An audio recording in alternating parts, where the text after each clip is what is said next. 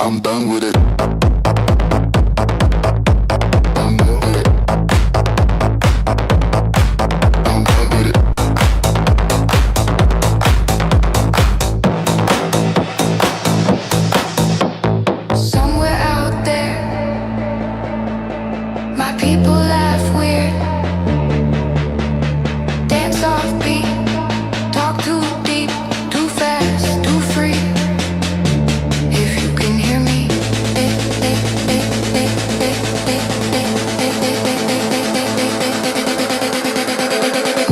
Signal, pull me out the scene. Hey!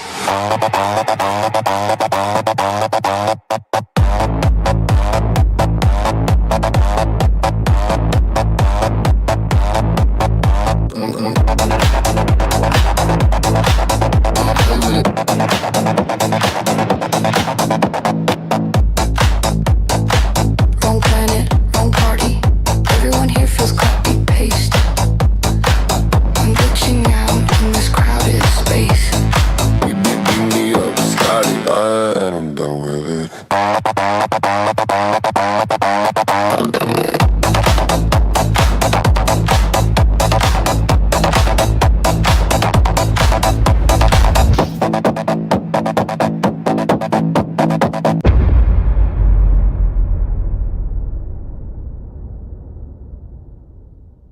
One big idea that I realized in the year 2000, and that was that reversing aging, making people younger again, is actually going to be easier from a medical perspective than significantly slowing aging down.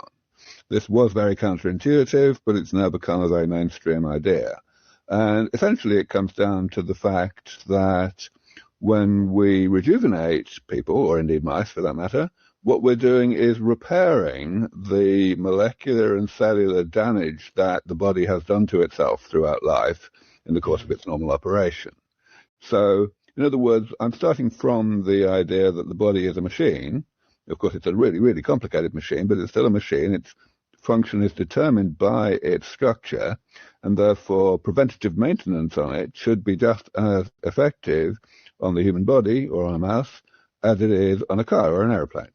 And, of course, one had to start from the acknowledgement that the body is an insanely complicated machine, and it does itself a lot of different types of damage. So my first step was to classify all of those types of damage into this manageable number of categories, as you say, just 7 of them.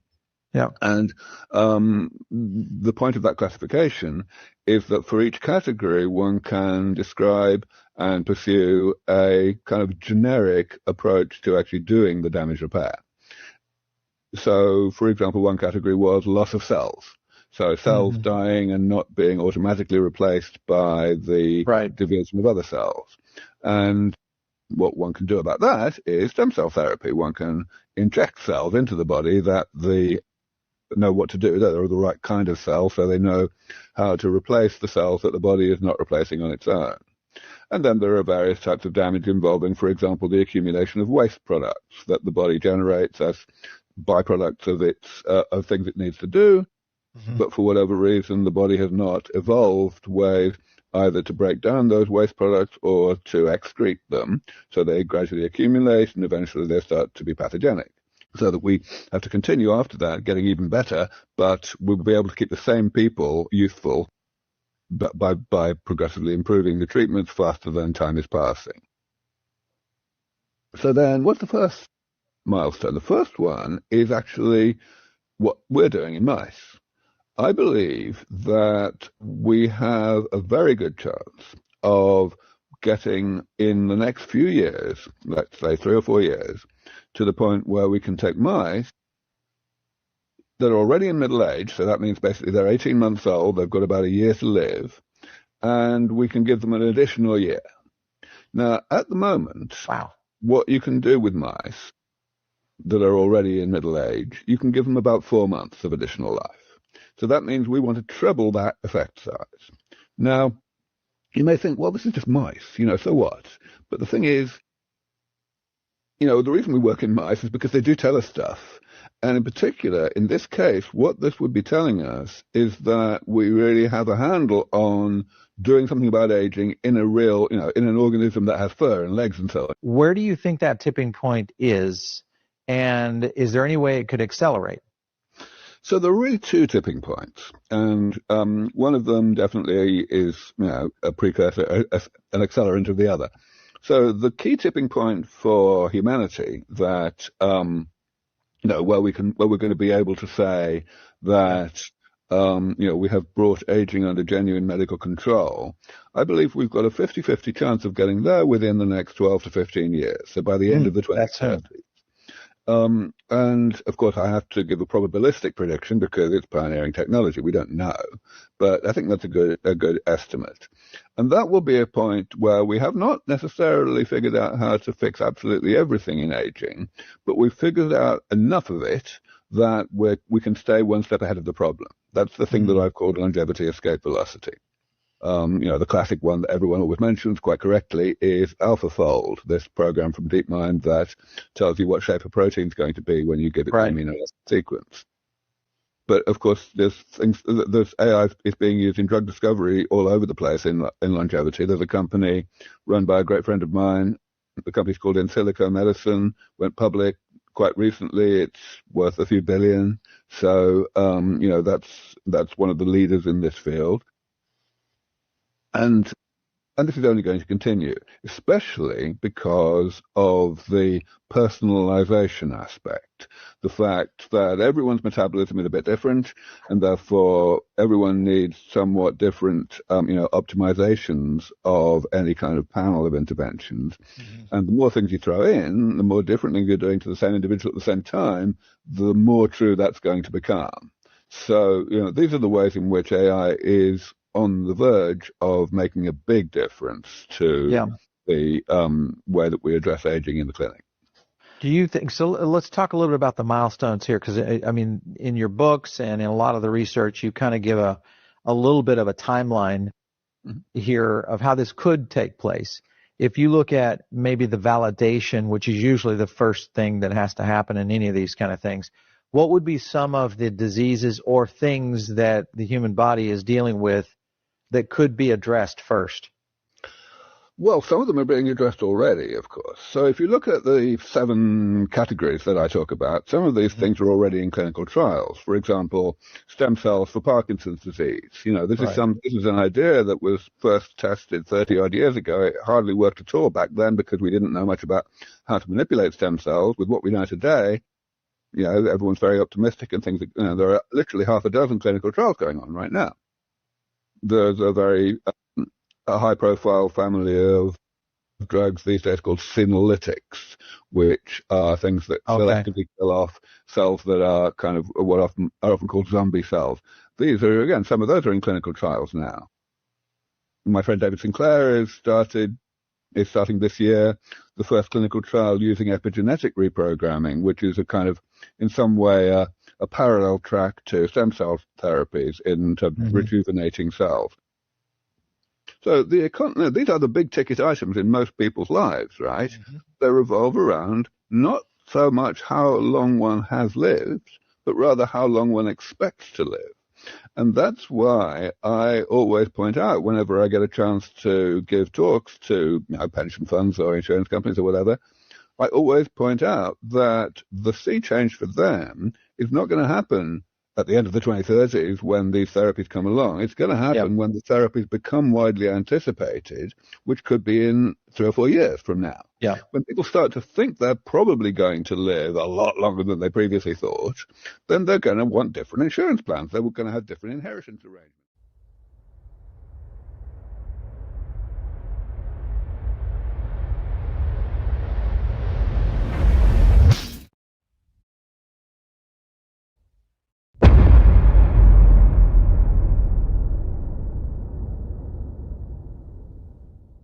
We, as Authentic Human Soul Matrix Consortium from the Imagination of Source, wanted to have the full 3D experience in this in many ways, and here we get into Lucifer, was to, in this in many ways, is to yearn for a service to self-gravity. Here's where we're tying into Lucifer. We yearn for the 3D experience, and this in many ways is to yearn for a service to self-gravity, which it is, because each in the human collective wants to have their own unique experience of the illusion of separation in a 3D world. Sort of like going to an amusement park. You don't send a representative to tell you about the rides. You go on the ride because you personally want to have the experience. This was humanity in the imagination of Source. Do you follow this? This was our entelechy coming out before we had even exited Source. What is entelechy? The imagination of God. And before we even manifested as 3D, we wanted that, because the universe contains what's called free will. And just like you have an imaginative mind, and you imagine in your mind something you want to build, and so you shape your life and learn the skills necessary to build what it is that's in your mind. This is the same pattern that we came out of from the void. Same pattern. The imagination of God. And what is that? It's a human being in our case. This is our sense of humor. This is the kind of thing we typically build. These are our typical interests. This is the kind of planet and environment we like, or are naturally inclined to. This is the kind of way we take. This is all uniquely human.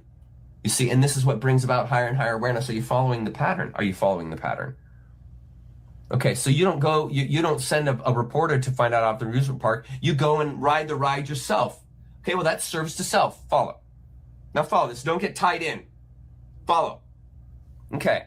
You go on the ride because you personally want to have the experience. This was humanity in the origin, in the imagination of Source, unfortunately or fortunately.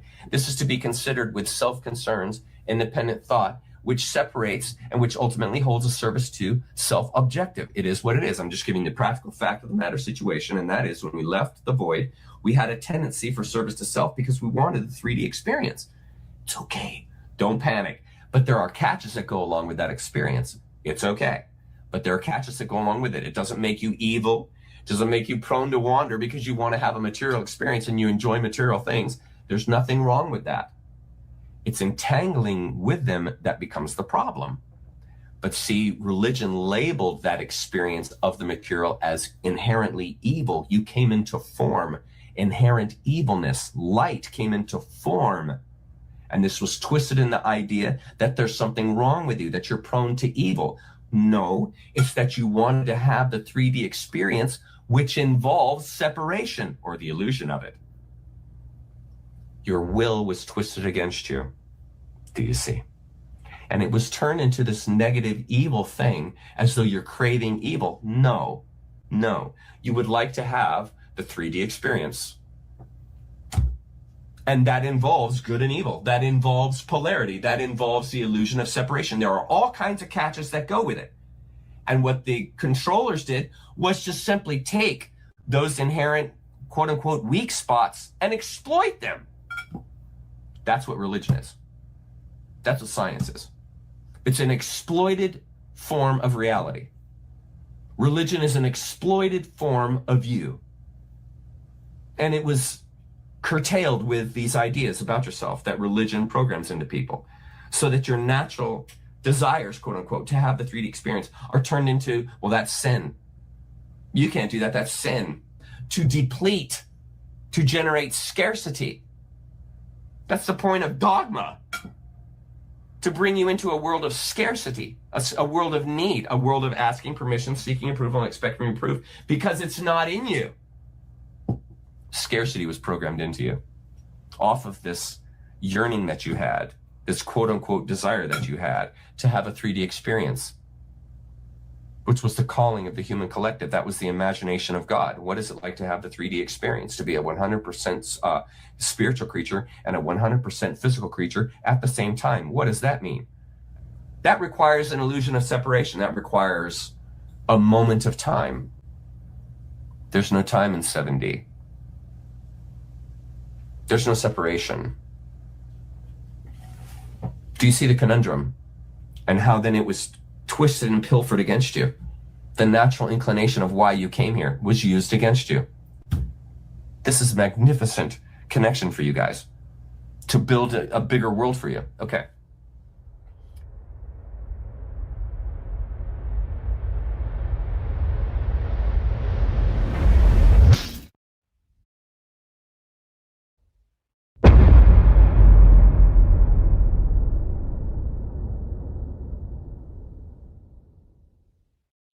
head tilted.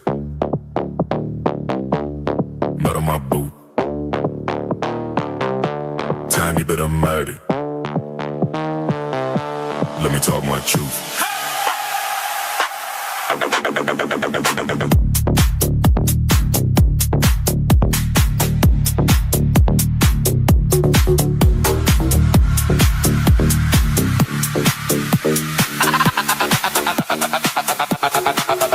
I'm a hurricane, apple path on the dirt on my rain, mushroom rolled up. Hands in the soil, that's home, less payment. Garden all the roots, you feel me, know what I'm saying? Fear like frost, eyes are late night, I don't ever sleep, I just stay in plain sight. Scroll on your phone, I scroll through the pavement, checking every click, you feel me, know what I'm saying?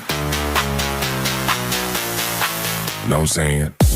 Know what I'm saying? Know what I'm saying? Little dude, big game that I'm playing. From the porch to the pond, I'm staying. You don't see me move, but I still be changing. Know what I'm saying? Know what I'm saying? Talk low, but the world be swaying. If the grass start talking, who you think been playing it? Tiny prophet in the clay.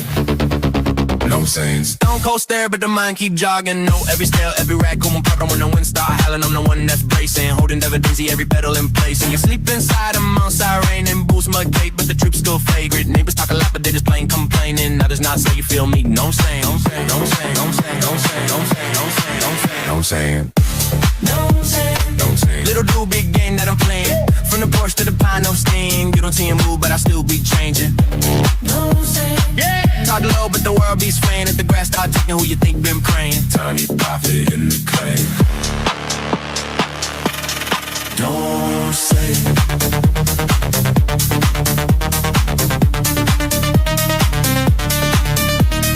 Devil in my past, I step, storm on the way, I pep, roast run, dick, grab lane, small frame, big name. Know what I'm saying? Know what I'm saying? Know what I'm saying? Know what I'm saying? Know what I'm saying?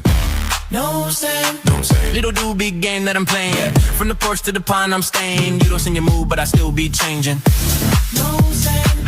Front yard, sage in the making. If the one that starts speaking, who you think translating? Tiny prophet in the clay. Know what I'm saying?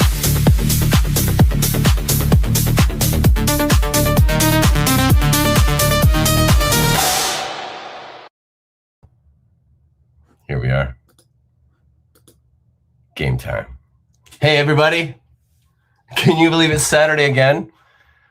It's been a big week, man. Let me remove this here. Okay. It's been a big week. Started off really tough. It was a tough week. And I wasn't sure how things were going to turn out. But everything ended up working out okay. And we're the better for it. I'm going to head over to chat for a minute here to say hello to everyone and see how you're doing. Here, let's get this up like we had it last time. How does that sound? Let's see. Well, where'd my little thingy go? I used to have a little comments thing. Where did that go?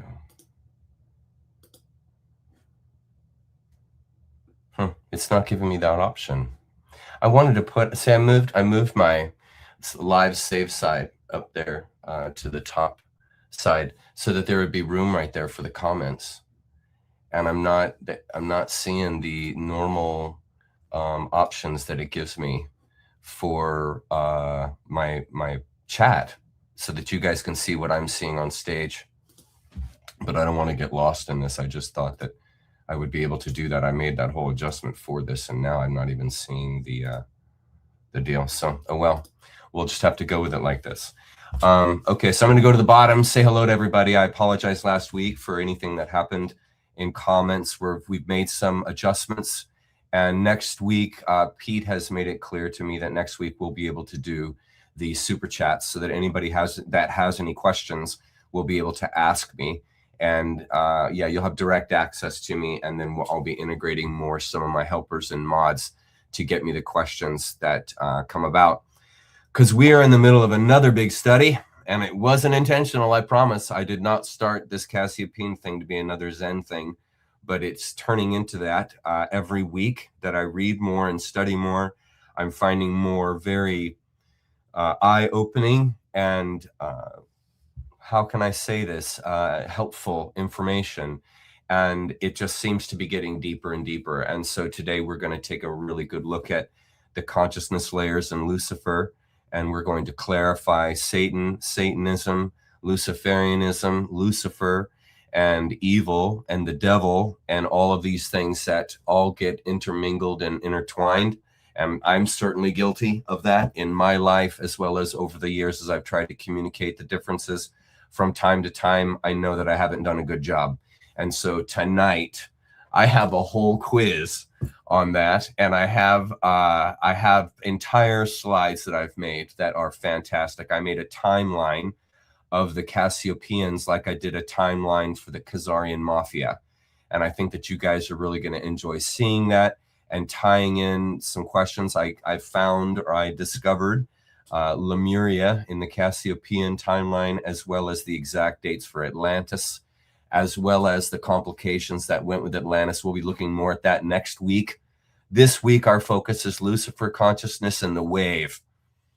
That's our big focus this week. So let's jump over to comments and let's see how everybody's doing. I don't test well, Chuck, LOL. It's okay.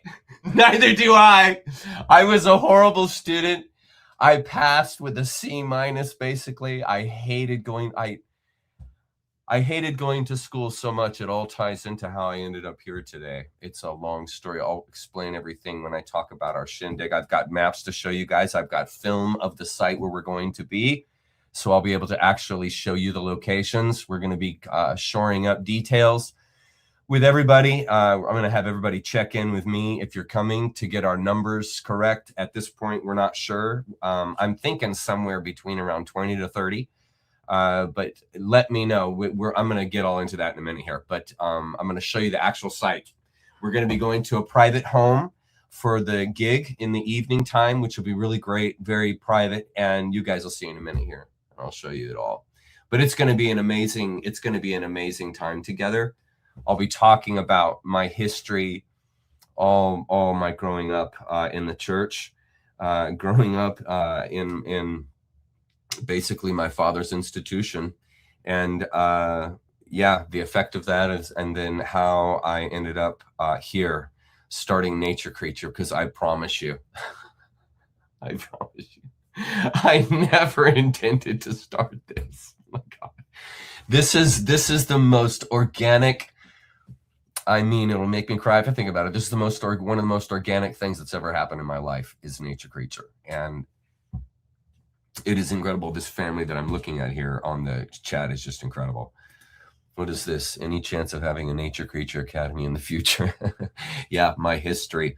We're trying to organize some stuff in my website. Speaking of which, I was supposed to release a video this week. Yet again, I didn't. And it was because this beginning of this week was just horrendous. It threw me off about 72 hours, maybe a little bit longer, the weekend did. And my creative faculty shut down. It was bad. And it was just a rough thing. And I finally worked through it.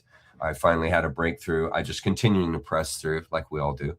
And eventually the creative came back. And then so I've been working frantically. I literally was typing slides and editing slides 30 minutes before we were live. So you talking about fresh out of the oven. These slides, I mean, they come out of my head, right before we present or I present. So there's a lot to cover. Yes, I am class of 88. I hated school so much. Oh my God. I can't test to save my life. You want to conceptualize with me, I'll fly with the tallest. But I got to tell you, when it comes to testing and bringing back instantaneously from memory dates, times, events, and people, I'm not your man. Yeah, I don't blame you on that one. I don't blame you on that one. I do not blame you on that one. Yeah. We saved a marriage this week, ladies and gentlemen, of a good friend. That's real. That's real. We saved a marriage this week. And I say we, and I don't mean Nature Creature, meaning me and the team, meaning us and the family. One of the major reasons why he said what he did was because, he's found a home here at Nature Creature. Swear to God. Swear to God. Yeah. Yep. The letter, do I have it in my, let me see if I've got it in my notes. I had it in my notes to present today. Do I have it here? Media assets. Shoot. I thought I had it. But shoot, I don't got the slide. But yeah, beautiful letter. I presented it. I'll play it at the end. At the end of the show, I'll play the intro again, and you guys can see the letter. I've got it on the intro. I've got the letter on the intro from him. Genuinely good man.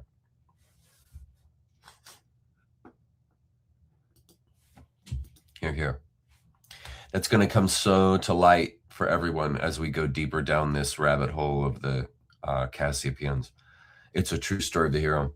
When you hear the story, the first, I've got, after the quiz and the Lucifer stuff, I've got 2 slides to open the wave that I think a bunch of you guys are going to be like when you saw the Khazarian Mafia and you finally found that link, you know, between the Bolsheviks and all that happened with Hitler and then the World Wars. And then you find out the CIA and how they've mind programmed using satanic means. And you finally find a thread. Well, I'll tell you something, guys. I kid you not. And again, this is, it's like it's been handed to me, but the next phase as we go into this Cassiopaean mythology ties directly into, I can tell you, we now know, you guys will know before the end of next week, why there is the KM bloodline. It didn't come from some Garden of Eden. Trust me on that. It didn't come from some story that you were told about after the Younger Dryas cataclysm or after, let's see, the cataclysm that ended, well, that was Younger Dryas. So anyways, it's going to show you where that Khazarian race comes from, why they are the way that they are, and it's a sordid thing. But I've got a timeline of events that makes sense, that's been drawn directly out of the Cassiopaean teachings. I haven't made anything up. I haven't drawn any conclusions. And if I have done that at all, I make it clear that I do. But everything is out of their documents. This isn't my opinion. This isn't AI's opinion. This isn't even necessarily even Laura's opinion. This is the raw data material that I've formed together to create a narrative, just like I did with KM. The pattern between this unfoldment and KM is pretty uncanny. I gotta tell you, because when I did the KM series, there were things that even as I was walking through, were like, oh man, yes, okay, I totally see that connection. And that has been happening repeatedly with this Cassiopaean thing and stuff that we've been studying, stuff that we have really put a focused effort into, honestly. In my Saturday studies, folks, all of them are applicable within this mythology. Like, it's going to take everything we've learned and just open it for you. It's like ornamentation. It's like you have, you know, the Christmas tree, and then you adorn it with, you know, your family's ornaments, and all of a sudden its value, appearance, and everything just completely like transform, because you see essentially the foundation of why things are the way that they are, why there are mixed races. I found the origin of the Oriental races. I'll be telling you that tonight. And you're going to understand then why they're so oriented to flow and Tao. I'm not kidding. I'm not kidding. I'm not kidding. The very things we have been studying are literally coming to life. And I'm not trying. This is the material just presenting itself. Very inspirational stuff. So I'm looking forward to presenting this stuff to you. Okay, sorry, let's get to comments again. So I'm going to go to the bottom. Here we are. Hi, Cindy.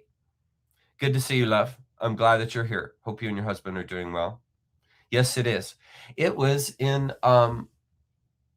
yeah, there is a meaning to that, W, and I can't think of it offhand. I haven't been studying it. I have been on overloading all week. But interestingly, the W constellation where the Cassiopaeans are projecting right now, this is kind of a curveball. Now, see, this is right in the midst of the Orion constellation, Orion's belt.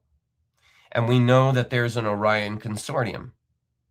And so one of the first things that happens when people start looking at the Cassiopaeans is they'll say, well, the W constellation, the constellation of Cassiopeia, is in the Orion sector of the universe, of the stars. And so you would assume then, well, then it's tied into service to self. It's got to be corrupt because that's a really corrupted portion of the galaxy, you see. And when you find out why it's coming from the Orion constellation, knowing the story, you see, then it makes sense. But on the outside looking in without knowing the data, you'll begin to think, well, this is a psyop. And when you look, say, at Zen as a Christian, you'll think that Zen is a cult or a psyop, right? Because it's not the truth you're used to. And we here on the earth who are so abused, we have a tendency to associate things with their surroundings, which is normal because that's in keeping with patterns. But one of the things you're going to find with this whole Cassiopaean story is it's really a coat of many colors story. It's this should have never happened, and we shouldn't be here now. I mean, it's the hero's journey. It's the story of many of you. How many of you could say right now, I just really cannot believe I'm here where I'm at now. I can't believe what I know now. I can't believe the choices that I made because of what I know. I can't believe the world that I put myself into because of the world that I awakened to, and how alienated and alone you feel, and how much of a struggle it is. And when you find stories that start to bring meaning to everything that you've been studying in your life, and you see a pattern that really makes sense, and you don't really have to try for it to make sense, like finding someone that you love or discovering someone that you love, and just being with them helps you make sense of your life, helps make sense of who you are. This is and like everything you've experienced growing up until you met that person has been sort of a preparation for being with and experience your life with them. This is very much like that. We've all been raised in a mythology. We've all been raised in a way, attack to life. And isn't it nice when you come upon something that will integrate, just like a great lover or a spouse, that will integrate your strengths, that will harmonize with you and help you realize a higher potential. Like any, like any reasonable relationship, any good friendship, don't have to be a marriage, any good friendship will do that. It makes you a higher thinking, a higher resonant frequency being, and when you're around people like that, you want to be around them.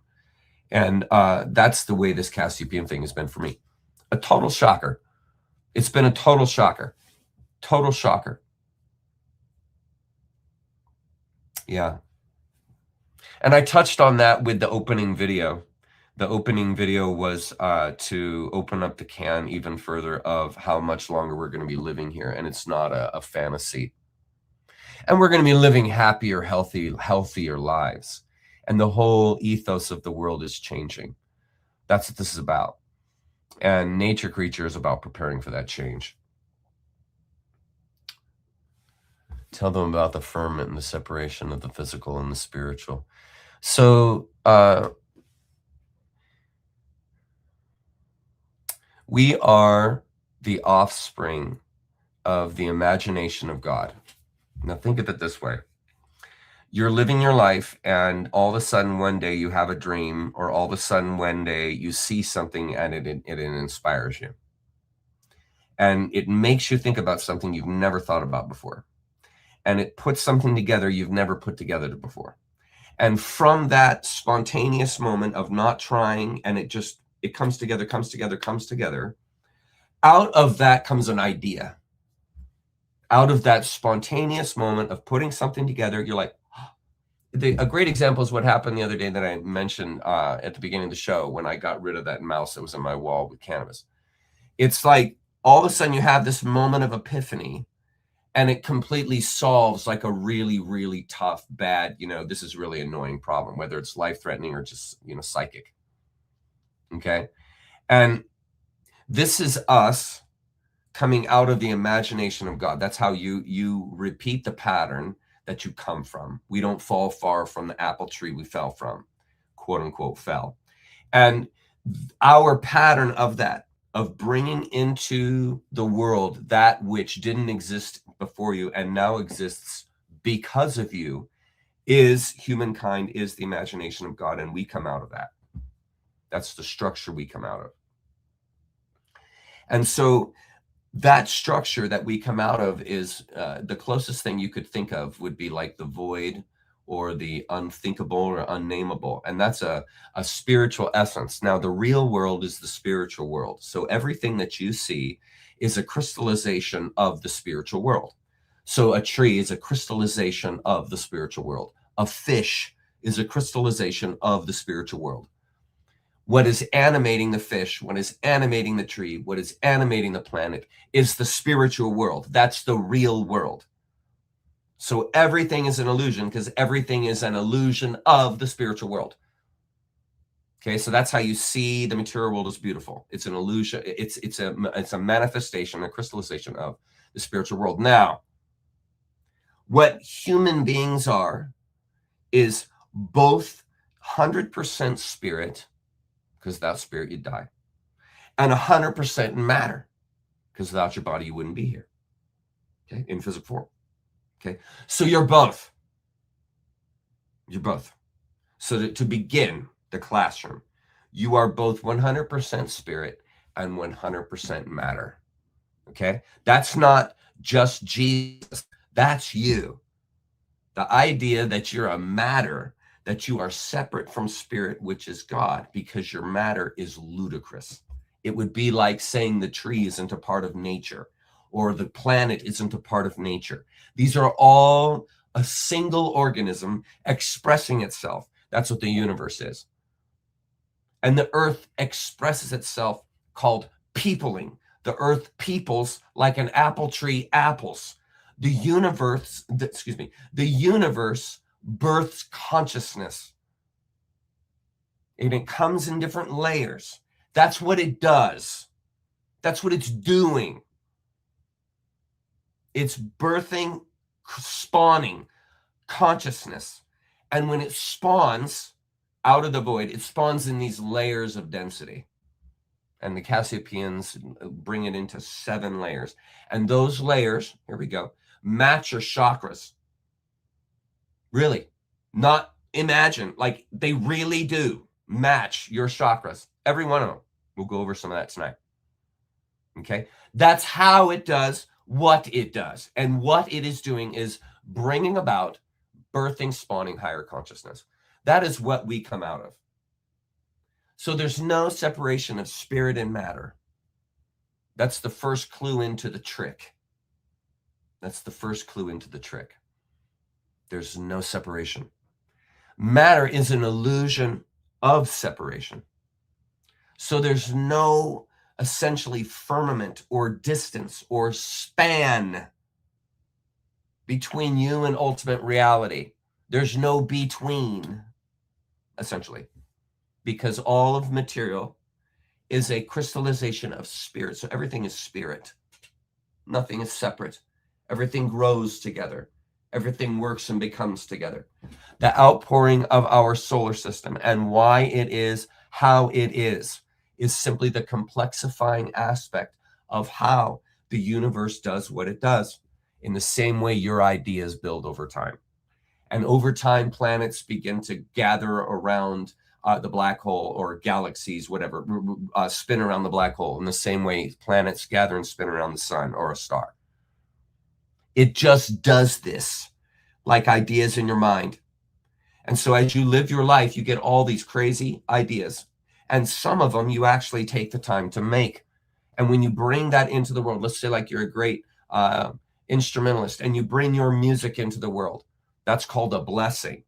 And it's a blessing because you are bringing you something that didn't exist before you or after you, and is the only reference to you right here and now is that music. Like Bach.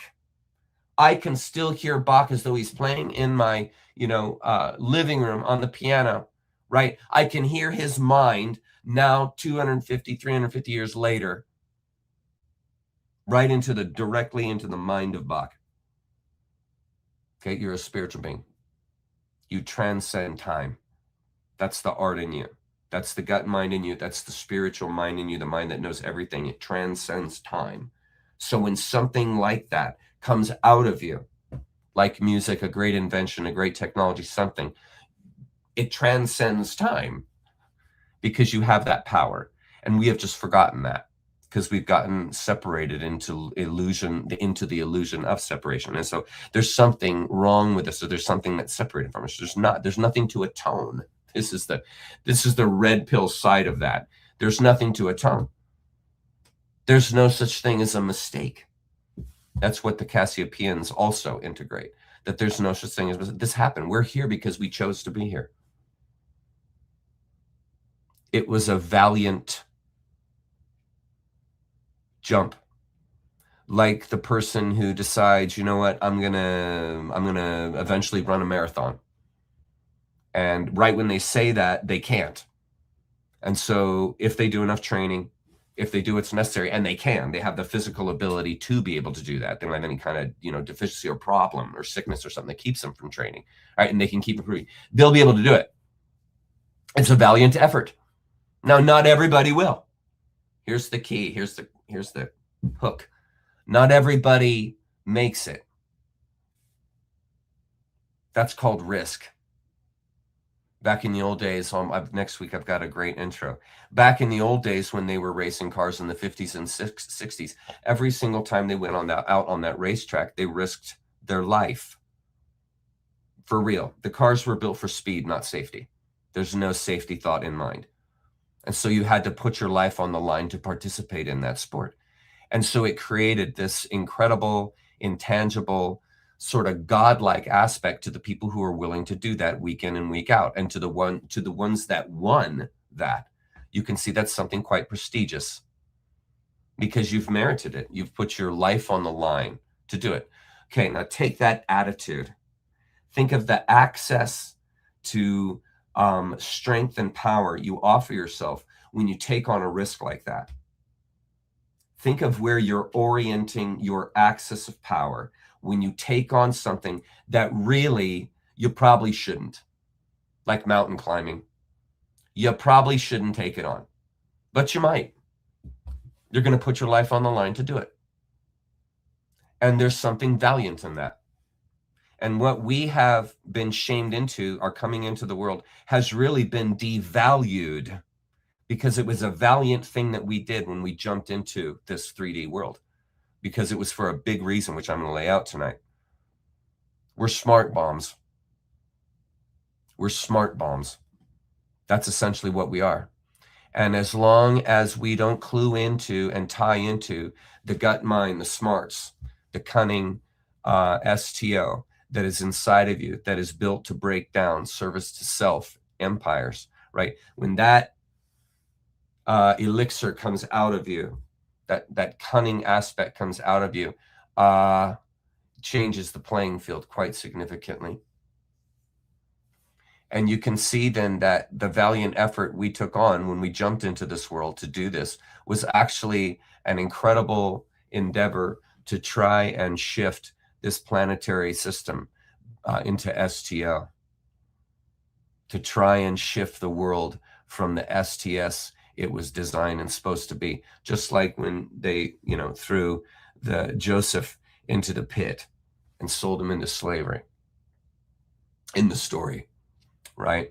And really, that guy shouldn't have done well. He should have died in slavery, but he stuck it out. He stuck it out. Like when Prometheus stole the fire from Zeus. He shouldn't have done that, in the sense of you're not going to make it, pal. You're not going to make it. And he did it anyway. This is us. And we purposefully jumped into an STS horror show. That's the thing. This wasn't a trap. It was an intention. That's what I learned this week. That's what kind of clarified for me this week, which brings a whole new meaning to your life, because you didn't fall to come here. You jumped to the challenge. And shaming you for your mistakes is like shaming a mountain climber for losing their grip. How about them apples? And this is what we basically jumped into, to be the change. Because ultimately, the power of giving to others, loving yourself and giving to others, and giving of yourself to others, and bringing your gifts and art to the world is how the universe maintains and becomes. That's why aligning to a service to self and being a vampire for your life, you can see how there's no growth on offer for you there. And the spirits, the ones who are oriented to giving themselves, their art, their gifts to the world and others, well, this is what's going to grow the species. This is what is going to bring about the change that's necessary to get out of this self-eating, self-consuming, oriented world that we're in. There's a big story.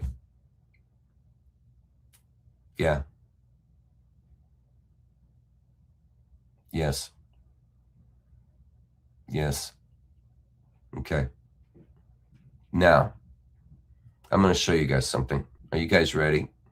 I'm ready, but I'm on freaking fire. I can feel it inside right now. I can feel it inside. Okay. Here we go. Next slide. So, add to stage. Okay, it's quiz time, ladies and gentlemen.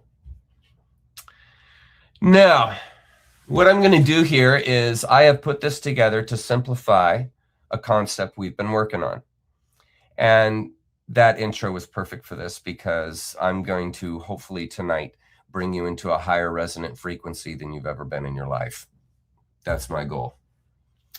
And let's see how it goes. So here's the question. So quiz time. Who are these three forms? And I've got a bunch of hints for you. Ready? Okay, here's your first hint. Not real helpful, is it? Okay. First hint is that these three forms are beings of light. Okay. Now, if you already know, don't give it away to everyone in comments. Just wait a little bit. Don't give it away. Okay. I don't mean to tell you what to do, but don't give it away. I want some people to have to think about this. Now, thinks for himself. This is interesting. Thinks for himself. A being of light that thinks for himself. Okay. Let's keep going.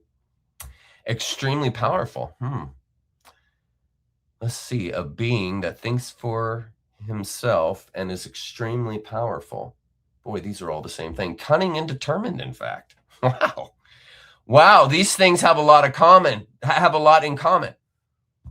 These seem very similar things. They didn't come here to obey. Well, I'll be damned. They're just like you and me. Sounds a lot like us, doesn't it? A being of light, thinks for himself or herself, extremely powerful, cunning and determined, and did not come here to obey. Well, that fits a human being pretty well, if you ask me. Did not come to follow the rules. That's us again. Here we are again. Oh, and lo and behold, the other ones didn't come here to do that either. That's interesting. Interesting. Most unique of God's creation. Ooh, we got a little differentiation here, ladies and gentlemen. Most unique of God's creation. Most beautiful of God's creation. Most perfect of God's creation.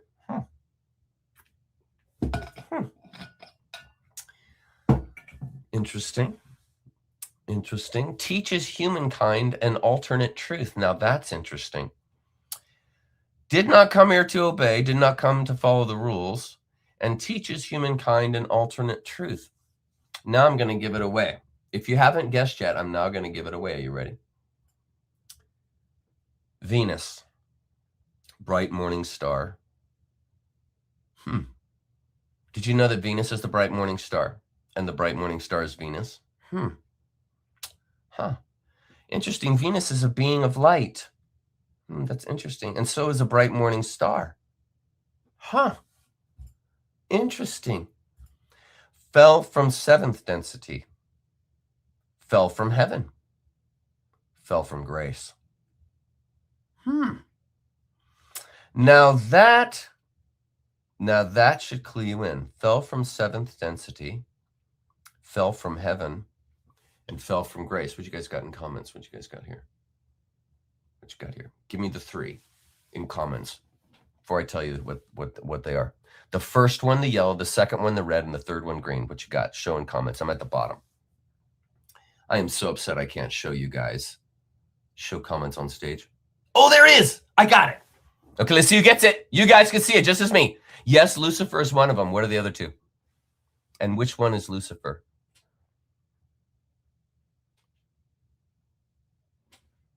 Maybe it was just stirring the pot. See, you see what I deal with comments. I never know. Can you guys guess this is? Just move on. Yahweh. No, none of them are Yahweh. Believe it or not. None of them are Yahweh. Lucifer, Sophia, and Jesus. That is a great guess there, Jay. Close. Lucifer and Jesus. That is two of them, Mel. That's two of them. Gnosis connection. That's one of them. Christ and angels. Interesting, Catlin Kiss. Prometheus, Sophia. Nice. Hermes. Interesting. Second is Lucifer. Okay, you guys ready? I'm going to show you. I love your participation. Here you go. Here you go. Here you go. Here you go. Oh, I just threw a monkey wrench into it, didn't I? Human, Lucifer, and Jesus. Now, this is the thing that most people don't realize. Now, Jesus, many people would say, is Christ consciousness. Well, what is Christ consciousness? Here's a connection for you tonight. What is Christ consciousness? Well, that's you. That's your identity. Your true self is Christ consciousness. Well, then your true identity is Jesus, because Jesus was Christ consciousness manifest, just like you are Christ consciousness manifest. Now, how does this tie into Lucifer? Well, Lucifer is also a bright morning star, a being of light. He thought for himself, extremely powerful, fell from heaven, just like we fell from seventh destiny. And when did Jesus fall from grace? When he hung on the cross. Yahweh turned his face from Jesus in the Bible. I mean, that's the story. That's the mythology. I don't think any of it's true, but that's the mythology. Yeah, you got it, Stacy. That's it. And see, you say to yourself, now, Chuck, why is this important to know this? I'm going to show you one of the biggest reasons why. You ready? Here we go. Now, look at the bottom, the pro tip. Or at the top first, sorry. Lucifer clarification. Lucifer is a being. Satan is a resistive power, the devil's advocate. Now, here is where people get mixed up with Satanism, the devil, Luciferianism, Lucifer, Jesus, Christ consciousness, and the human being. Do you see how all these things have been twisted up? Now, Luciferians worship Lucifer because Lucifer is the purveyor of sensorial experience, a being of light, knowledge, and power. Luciferianism is a narcissistic, self-worshiping STS agency. Now, what's the catch here? What's the catch? How can I say that the Luciferians worship Lucifer when I say that people are Lucifer? And you're sitting here going, Chuck, that doesn't make any sense, man. It doesn't. Here, where did I go? Here. Think about it now. Now think about this. Now focus. The Luciferians are narcissists, right? We know that.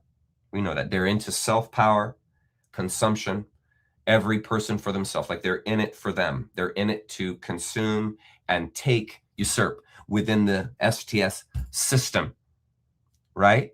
And so Lucifer is a representation of the human. Now follow. The Luciferian is worshiping the human in the sense of their own ego, the human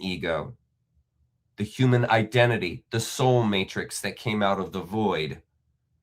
They're worshiping themselves, narcissism, Luciferianism, worshiping Lucifer. Lucifer is the human collective, the Christ consciousness. But they're not bringing it to them in the sense of Christ consciousness like you. They're in the sense of Christ consciousness in the sense of awareness of a 3D present now with a spiritual access. The bridge point, follow, the center axis of the cross. That's you. What is the point of axis of the cross? The vertical and the horizontal. That's the state of tension. That's the human being. They're not worshiping humans in the sense of, I bow to you. They're worshiping human, the human entelechy, the power that is within the human. That's what they're worshiping. But you see how it can be twisted. Do you see? You see how it can be twisted. Now, this is why they labeled Lucifer as evil, because Lucifer fell from heaven. The human collective fell from heaven, the seventh density, oneness. This is the same story, you need to understand. And they've given it two different contexts. You can give it the context of evil. You can give it the context of heroic, the ultimate step of love, to put oneself into the fire, That's the greatest expression of love. This is what we did. You see, and they perverted this by saying that's a sinful act. You separated yourself purposefully from source. You are evil. You have left source. Something is wrong with you. And they took that heroic effort and they perverted it into sin. Lucifer became the epicenter of that which falls from oneness. That's you, friend. Do you see how they perverted it? And they made your greatest, one of the greatest things you could ever do as a seventh density, sixth density manifestation is exactly what the human species is doing on this planet. How about them apples? You came here to be a part of the change, to be the smart bomb that right in the middle of a massive loosh STS enterprise, namely this planetary system that actually has had a planet implode from such debauchery, right into the middle of basically the sacrificial altar of an STS Orion enterprise. We said, we volunteer to jump into that space. We'll win this. Folks, we honor heroes in our past that did things like that. And this is your living testimony. How's that for perspective? This changes the game. It also should extremely empower you because now you see how they mocked your very heroic effort. Again, it's like standing at the bottom of the mountain and mocking the mountain climber while they're on their way down to die, falling, and mocking them, saying, see, I told you so. And that's exactly what they've done to us. You stupid fool. You idiot. You fell out of grace. You fell from grace. You fell out of the lap of oneness, out of paradise. You stupid fool. You sinner. Do you see? This is the underlying psyop. This is why they twisted all these things. Now we'll listen to what Jordan Maxwell has to say. To get into is, let's talk about the Prince of Darkness, Lucifer. What is he all about? What is this? Who is he? Who is look Lucifer? at Malachi Martin on Art Bell, did a whole couple hours with Art Bell many years ago. And Dr. Malachi Martin was probably one of the highest ranking Jesuit Catholic theologians in the world. An extremely important man in the Vatican, Malachi Martin, a wonderful man. I found him to be fascinating and very honest and decent man. But he talked about he was on, like I said, he was on Art Bell show, and they were talking about the Vatican and religion and God and all that kind of thing. And he made a statement. Father Malachi Martin made a statement that Art Bell did not catch and didn't follow up on. He said in the program, in answer to some question, he said, well, Lucifer is not the devil. Lucifer is not the devil. Satan, in the Christian scheme, Satan is the devil, not Lucifer. Lucifer is totally different. And then Art Bell went on with some other questions, and I thought, wait a minute, back up. That is a very important point he just brought out. If I had been the host, I would have said, wait a minute, explain that to me. Who is Lucifer then? If it's not the devil, and this is the highest ranking Jesuit theologian in the world for the Vatican, and he's saying, Lucifer's not the devil. You better go back and do your homework. Satan may be the devil, but not Lucifer. Now, we're using Satan as a loose term. That Satan is basically just the darkness. Yeah, well, Satan, the very word Satan is a Hebrew term for a lawyer that opposes you in court. That's what it means in Hebrew. Yes. And the Hebrew, Satan is Satan. A Satan in Hebrew is a lawyer who opposes you in a court of law. Devil's advocate. The devil's advocate. Exactly. And so that's where the word Satan comes from in Hebrew for a lawyer who's opposing you. He is your opposer in law before the judge, before God. He's opposing you. So therefore you're in the light. You are like Jesus. You're bringing the truth to light. And the guy is opposing you before God, before the judge, is Satan, as Satan in Hebrew, which is your opposing lawyer. So keep So that how in do we mind, get lawyers. how do we get from such a loose term as lawyer to devil Yeah. into the Christian New Well, Testament? because Satan is the opposer, and of course, as obviously you are holy and you are wonderful, and therefore your opposer is evil. Obviously, well, your opposer is evil, evil. Unless so evil wins, and then yeah, well, of course, but I would say you take the word evil, evil, and put a D in front of it, it becomes devil.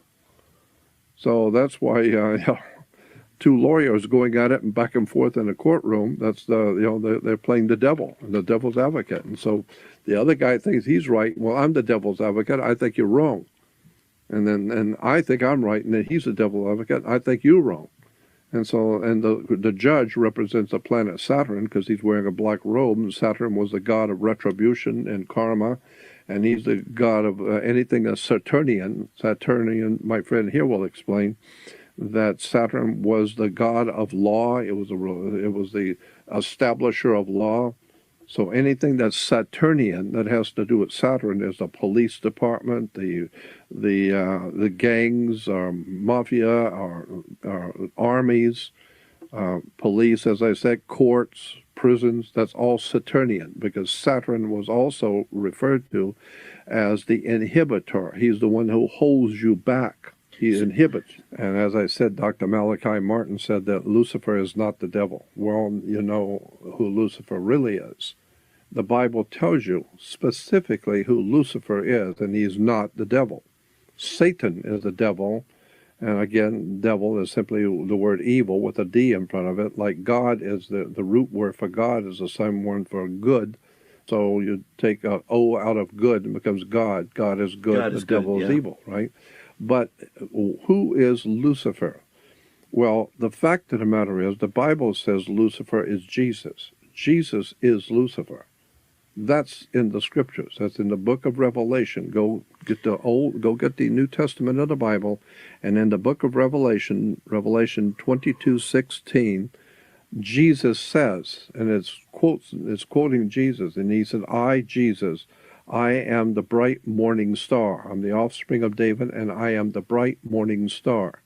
So this is Jesus saying, "I am the bright morning star." And that's verified in the Catholic Encyclopedia online. That's it will exactly say right. That. It will say Lucifer is the planet Venus, and then it refers to also Peter in the book of Revelation. That's right. It finally applies to Jesus Christ himself. Yeah, and the Catholic Encyclopedia, because there are two places. The first one, as I said, is in Revelation, and the other one is in 2 Peter in the New Testament, where Peter says it talks about the bright morning star when he is coming, the Messiah, the bright morning star. Well, look up the word bright morning star in the Bible dictionaries, Bible encyclopedias. Go to any good reference work or any good, what am I trying to say, seminarian library.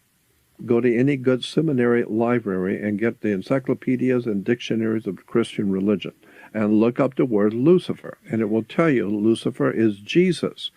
He is the bright morning star, and the very word Lucifer means bright morning star. Bright morning star means Venus. When you observe the orbit of Venus over a number of years, it describes a pentagram in the sky. That's right, exactly.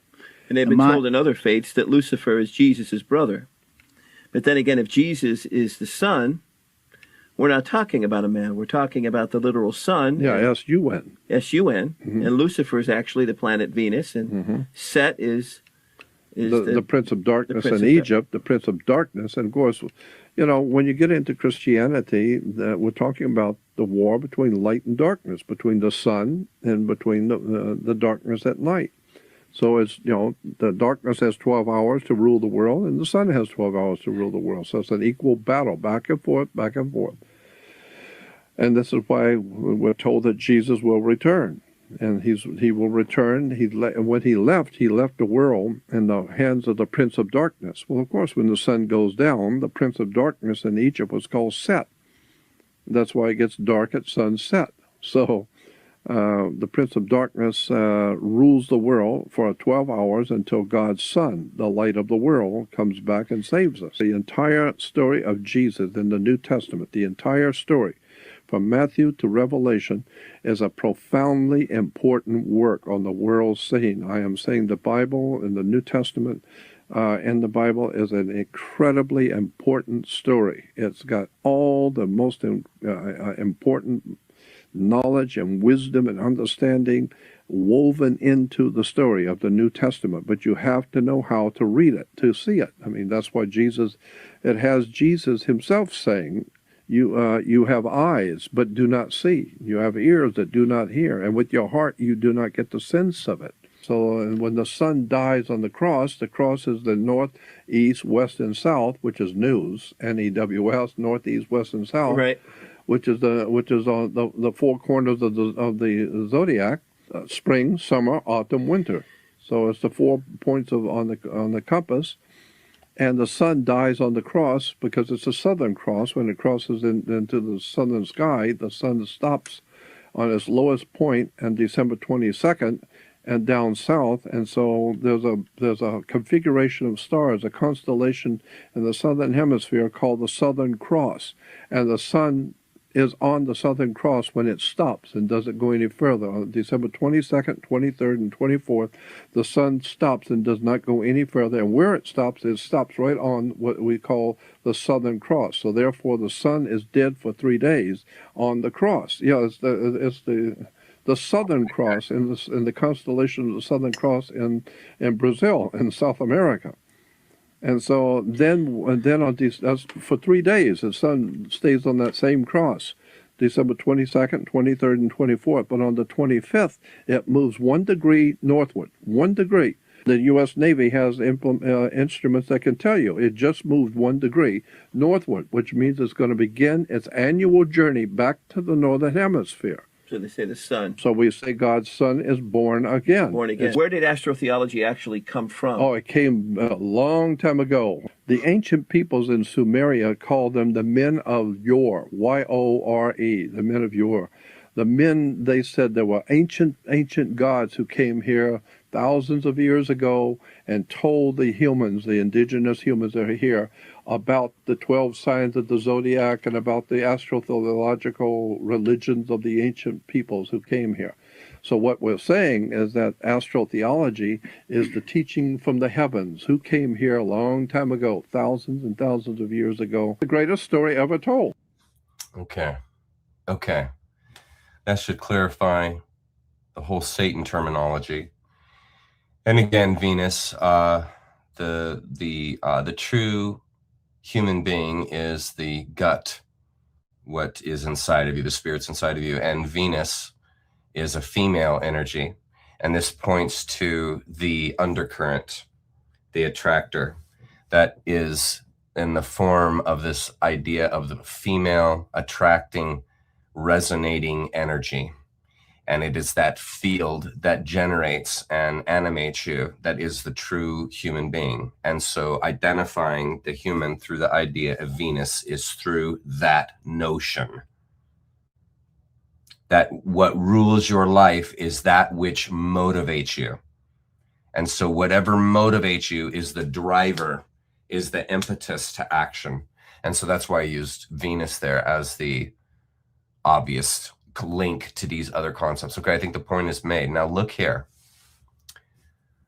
Lucifer is a being conglomerate. Satan is a power force.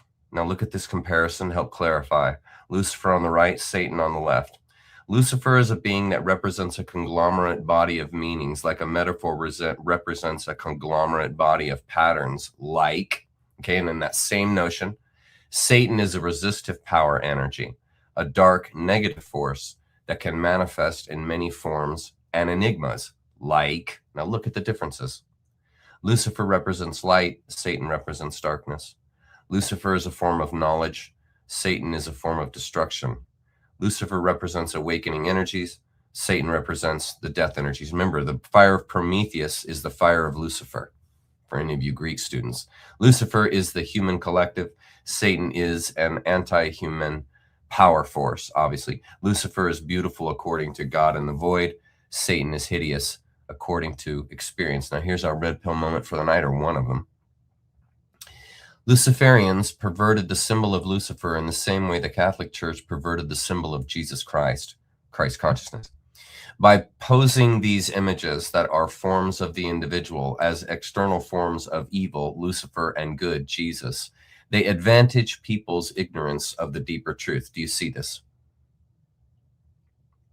Do you see this? They perverted each symbol into something it is not, evil incarnate and a historical figure. See the pattern? This is why Jordan Maxwell claimed that Jesus was Lucifer. Lucifer is the human soul collective. Follow? Jesus represents the God-man, the 100% spirit and 100% material being, which is the human being or the individuated self-identity. Do you see? I'm showing it to you.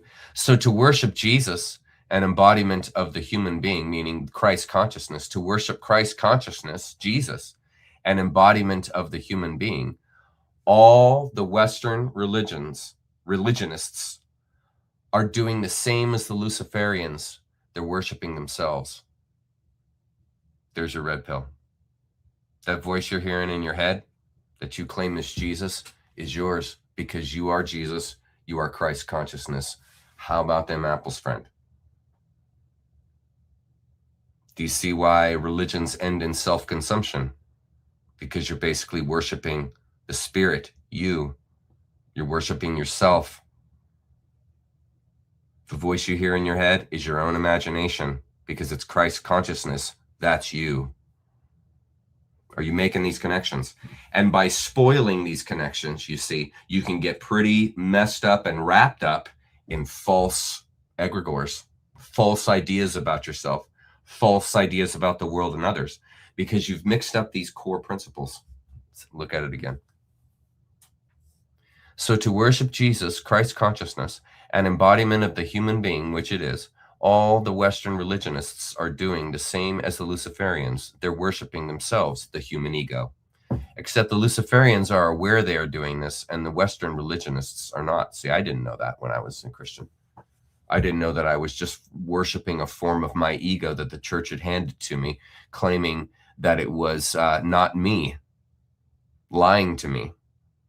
Right? Like they lied to all of us. The voice in the head taught by the church is indeed Jesus. It's Christ consciousness, meaning it's yourself.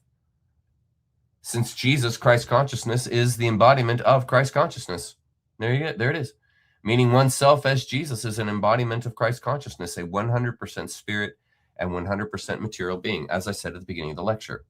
This is the twist the Order of the Black Snake did not want the Westerners to ever know. They like it that you don't understand this very complicated but very real twist of perspective. And when you come into awareness of that, what happens? You no longer continue to do that. You leave the egregore because you realize the deeper truth that underlies these figments of your imagination that you were handed by the authorities that are trying to control you. Because everything that the church knows was handed to them long before, at the end of Atlantis, which we'll study in our timeline here in a minute. It's all going to start to make sense to you. It's all going to come together for you. It's going to be beautiful. Now, this is one of the heaviest slides tonight, so let's follow along real closely here. Now, this is a very good question to ask. Why did the 4D STO versus STS war erupt right after the human collective jumped into new bodies? Now, right when we incarnated, in case you didn't know this about the Cassiopaean teachings, right when we incarnated, there was a massive, massive war. There was a massive war. And there was a massive war because when we incarnated, we were something that was unexpected. We were a spontaneous, oh my God moment for the controllers that were running this planet. Like I said last week, it was very much being a poor farmer in the middle of nowhere, and all of a sudden you wake up one morning and one of your goose or one of your geese lays the golden egg and lays a new egg every day. And you just discover this. You weren't expecting, you had the coop already, you're ready to take care of, the chickens and stuff, doing your thing, or the geese, whatever, right? So it's all prepared, everything's ready to go. And then all of a sudden you wake up one morning and it's like, oh my God, I'm getting a half a pound of gold every day or whatever the egg weighs, right? And that's exactly what happened when we came here. And so there was a massive movement, and I'm going to tell you the story here, but there was a massive moving in of these forces that were running this place is a loosh farm. The Earth is an old school, been around forever loosh farm. That's what all the dinosaurs are. That's what all of the phyla, that's what all of the cataclysms have been. These have all been playing the playings out of a loosh farm. And they carry the same kind of principles in rotation that a farmer does that lives in Kansas and is growing corn. They have rotations, and there's a knowledge, and there's a whole ethos that goes along with farming. And it's not just that year that the farmer's thinking about. The farmer's thinking 5-10 years down the road, and he plans, or she plans, their farm, their crop rotation, what they're planting, what they're growing, as a part of a much larger plan that encompasses well more than that year. But see, if you're just a corn stalk and you're born in that year, you think it's all about that year. You think, here I am, and you don't realize that there's a whole history of years before you came, and there's a whole history after you're gone. This was the Earth, and all the systems, all the planets in this solar system were all set up, designed, formed around 2D loosh production, 2D loosh harvesting as a general crop for an STS enterprise or consortium. And just like the farmer has a whole bunch of networks that he ties into to sell his corn, that's exactly what the Earth was, is, or has been, still is. It's a loosh farm. And that's why you weren't supposed to know that, because your performance lowers when you realize the situation that you're in. You have to have the bigger picture. But if you're just told the hard brutality of what the 2D beings have done, you wouldn't understand. And you might not recover because you don't have a full picture, because it's an inescapable thing. Let's keep going here. I'll show you the mapping. We'll keep going. Why did the STO and STS war erupt right after the human collective jumped into new bodies? Well, when the transient passengers, that's us, that's the human soul matrix, entered the prepared Neanderthal Sasquatch bodies 309,000 years ago, it created something the 4D STS forces, the Lizzies, the Orion Union, had not fully counted on. And they didn't bet on this one. The human souls, that's us, that's you and me, people. The human souls caused direct DNA genetic changes in the bodies they entered, and this produced a biochemical surprise for the new physical model of human, with far greater sensitivities and potential for individuation, self-awareness, and polarity choice. That's called sensitivity. We are highly, highly, highly sensitive, sensorial beings, right? Like, you feel a lot, and you feel it not only physically, but you feel it here psychically. You're highly, highly, highly impressionable. You're very sensitive to temperature changes. You're very sensitive to pressure changes. I mean, look at a sperm whale. It's going through fathoms of pressure changes like it's nothing, no big deal. That would kill you. You're highly sensitive to changes in atmosphere. You can tell a temperature change of 1 or 2 degrees pretty easily. You can see the differences. You can see a painting at 10 feet if it's a 1/4 inch off, 1/8 of an inch off. You can see if one side is 1/8 of an inch off the other. You are very sensitive. You're extremely sensitive to light changes and emotional changes. You can walk into rooms and just sense the atmosphere. And 99.999% of the time, you're right. And you're like that with people. Hardly even need to talk to them. You spend about 30 seconds listening to them, watching them, and just taking all of them in. You're going to get a fairly good idea where they're landing in life. Just listening to them talk for 30 seconds. The inflections, the way they handle themselves, the way they look or don't look at you, the way they hold their eyes, the way they just do what they do, you are tuned in. Okay? That is not usual in our world, because our world is a brutal world. 100, 120, 150 degree temperature changes on the surface between one location and another. Massive weather changes. Icy snow conditions that will freeze and kill you. in one side and heat conditions that will kill you on the other in the Mojave if you don't have a consistent set water and food and so on and so forth. And that's another thing. You require constant eating, and you have to kill on this planet to eat, whether it's plants or animals. You're still killing. Mass murderer to live here. It's a tough go. And so as highly, highly, highly sensitive beings, do you see how we are in a pretty rough situation? Notice how your joints don't even hold up for the gravity load of this planet. Your body breaks down pretty quickly. We have bad backs is a chronic issue in this world. There's a lot of diseases that we're prone to, especially with how we've been preyed upon. We are highly, highly sensitive beings. Now, on the other side of that is a person that, because they're highly sensitive, they can see through the world without really even having to try. A monkey can't do that. A dog can't do that. A bear can't do that. A human being can do that and spend their life writing and painting about it. Spend hours on end crying about it.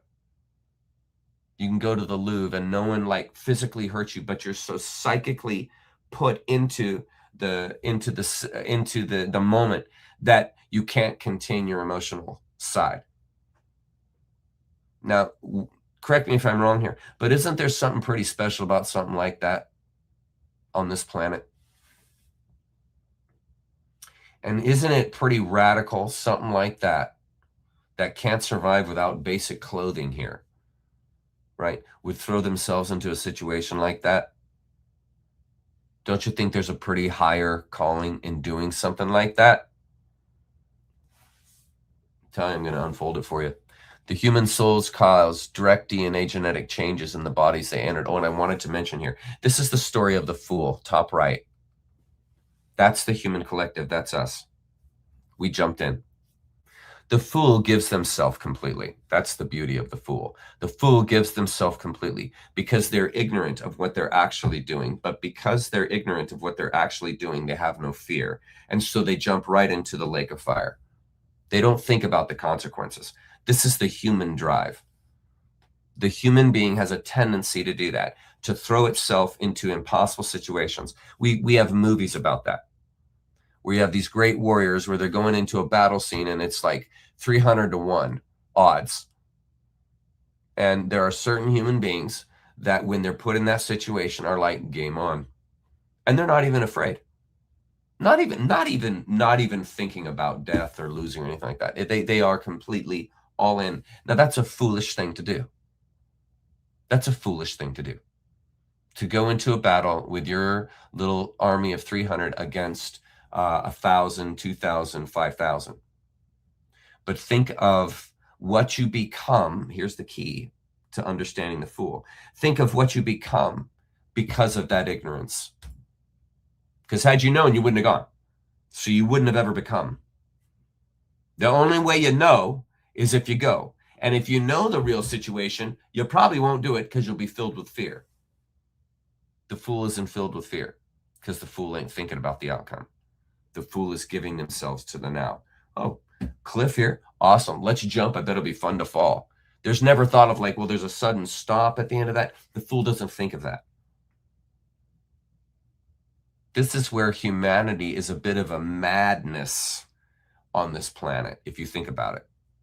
And that madness is that inventive, creative element. That's why you're special. There's kind of a madness to being here. And there's a way to bring that about in a way that fosters you to self-empower.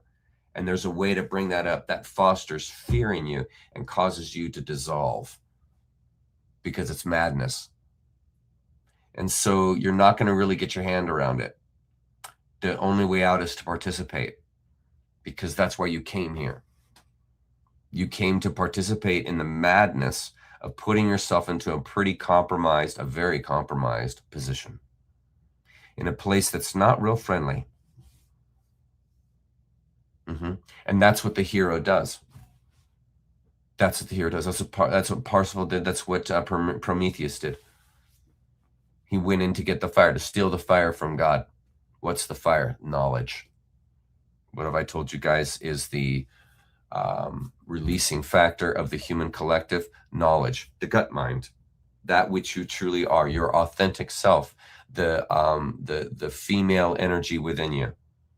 That's the saving grace within you, because it's the sensitivity, it's the underlying knowingness, and that transcends the reality that you're in. And when you can live on that plane, you see, you're like the mad person. You're not really on the level of everyone else. You're sort of the societal outcast. And that's the individual that can make the biggest impact, because they're not going with it. They're not obeying it. They're not following the rules. They're not getting in line. They're not accepting the terms. This is the bigger picture of us. The human souls caused direct DNA genetic changes in the bodies they entered. This produced a biochemical surprise for the new physical model of human, with far greater sensitivities and potential for individuation, self-awareness, and polarity choice. Human souls held the capacity for genuine third density STO polarization and eventual graduation, something the STS consortium did not want on their farm. Now, you say to yourself, here. You've never heard this before, I'm sure. And then that is the Lizzies, the STS, they didn't want us here in that capacity. They didn't want an STO potential in the middle of their farm. Yeah, the energy is great. The loosh is amazing, but there's a real potential there to lose it all. Okay, I'm gonna open up that can for you right now. Something the STS consortium did not want on their farm, and compromising an effective and established long-held STS planetary loosh harvesting solar system. The Lizzies, Orions, had prepared the bodies as containers for a controlled experiment key in 2D. They expected to manage and harvest the souls, but did not expect the unbridled potential for 3D STO that humans carried. Now here we get into it. This was akin to a smart bomb being captured into the very system it was intended to destroy or dismantle.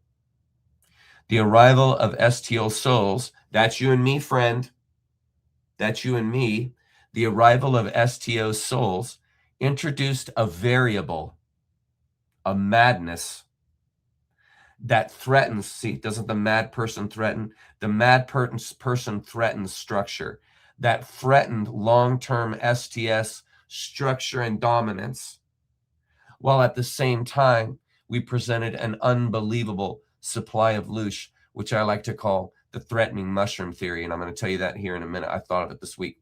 The core conflict of the battle was over control of the souls inhabiting, and therefore determining, here's your key insight for the night, therefore determining the planet's density. Do you follow? Density is still here. Here's the line you must hear. Density is still open to free will. This exactly is what they do not want you to know. This is why they didn't want you on the farm. Because you have a potential in you to turn this whole thing, to flip the whole thing upside down. And so what happened is we jumped in, they came in, they saw the goose that laid the golden egg, and they were like, holy crap, and they trapped it down because they saw the loosh, the energy, the God potential coming off of these beings. Like you can feel the consciousness coming off of us. And these low density 2D beings and 3D STS beings, which is what they are, and 4D STS. Right? Okay, so we're exuding this. And they notice that. So they bring in the trap. This is the big war that comes in, because they're going to trap us in this situation and make sure we never get out, so that our souls just continue to reincarnate life after lifetime after lifetime after lifetime, not remembering the time before. So if you think about it, you've probably had around 9,000 or so lifetimes since the wave began 309,000 years ago. Let me ask you a question. Do you think the majority, if that's true, do you think the majority of those lifetimes have been like a paradise, or do you think you've been having to work your ass to survive on this planet for 9,000 years, for 9,000 lifetimes? Do you think right now at this point in your life, humanity is at one of the easiest points in the last 10,000 years? Don't you think the ones that were born in the Stone Age, that were born in the middle of the Levant during the fighting of wars and empires, where like human life was just pretty much worthless, and people are just slaughtering and killing like madness, tribes marauding all the deserts, and when you lose, all the women are all raped and tortured by the incoming force, and then all the men are slaughtered. That was the world for thousands of years. That was the world. Now, so don't you think, if you've been reincarnating, coming back time and time again, that you've been basically through the ringer, right? And if you remembered that you would grow and improve and develop, right? Wouldn't you? So doesn't it mean a lot, say a lot, that right now we have the opportunity for this destiny is still open to free will? Folks, that means that we can change the cataclysms that are coming. That's what that means.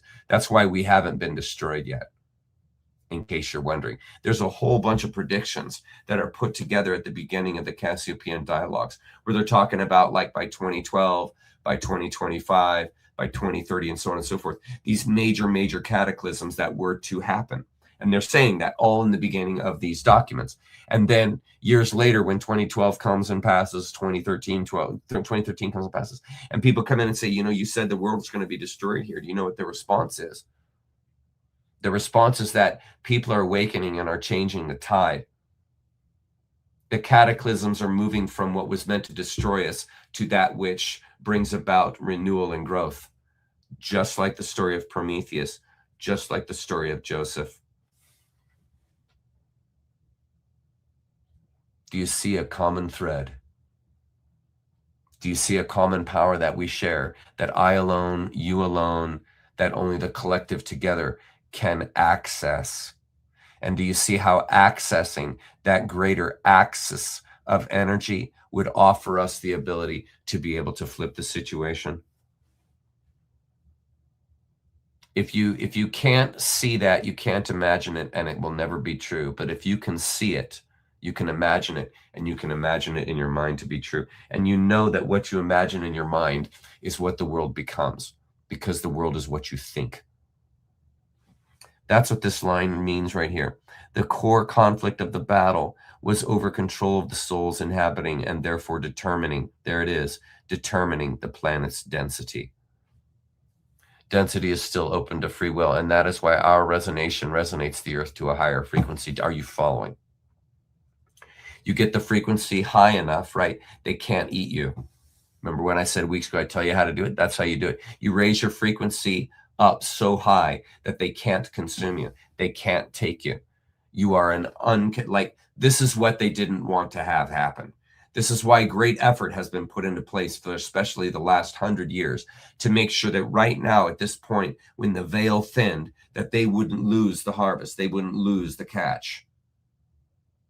Now's your chance to escape. Now's your chance to wake up for basically the first time, or maybe the first time ever in 9,000 or so lifetimes. Can you imagine your other lifetimes looking at you right now saying, please, my friend, please awaken? Because everyone goes back for another 309 if you don't.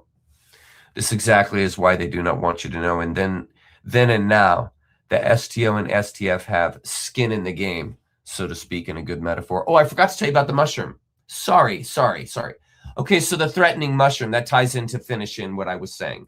The threatening mushroom. So our situation to us, to the controllers, to the farmers, is like if you are a mushroom farmer and one day you wake up and there is this hybrid mushroom that's formed in your mushroom patch that's unlike any of the other mushrooms.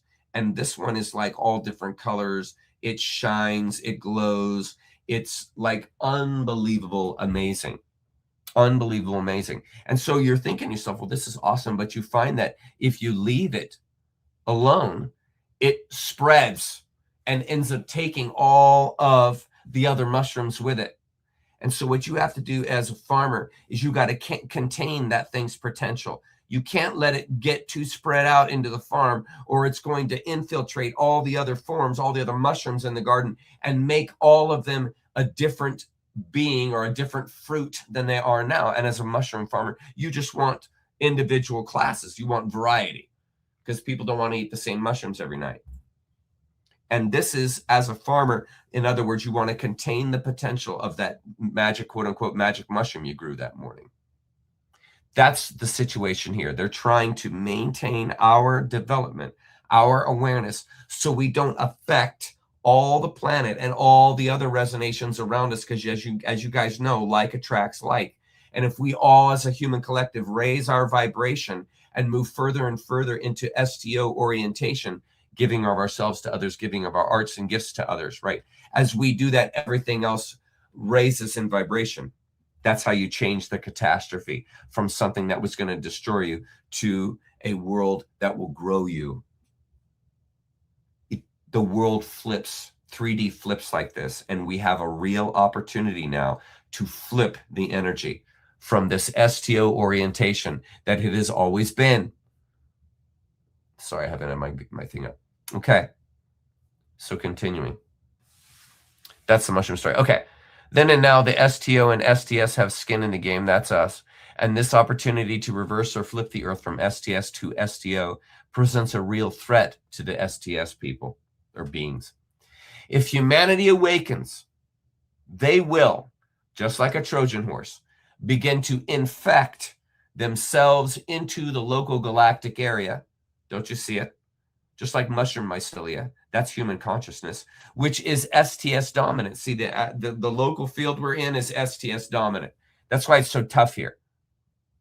It's not conducive to STO growth. We came here for the challenge, like a warrior goes into a battle where the odds are all against him.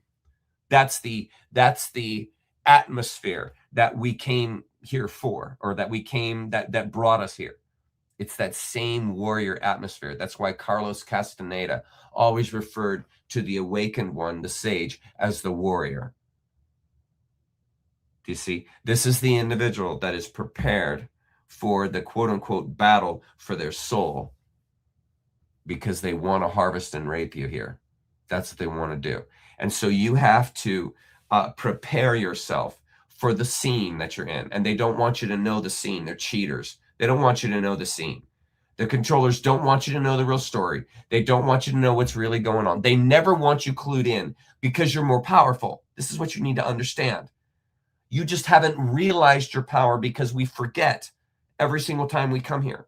So you never remember the power that you are, and it takes your entire lifetime to remember it, bring it back. And by the time typically you bring it back, it's too late, in the sense of you've become decrepit. It's taken you all these mistakes and all this trial and error in your life to get to the point of becoming awakened. Well, that's hard on the body. That's hard on your friendships. That's hard on your environment. And it's hard to get through all of that and have enough of the ship left at the end of that voyage to continue sailing. This is why they shorten your life. So you would never have hundreds of years to carry your knowledge into those around you. It's not just because they wanted to shorten your life because they're mean. There's a systematic method to what they're doing, folks.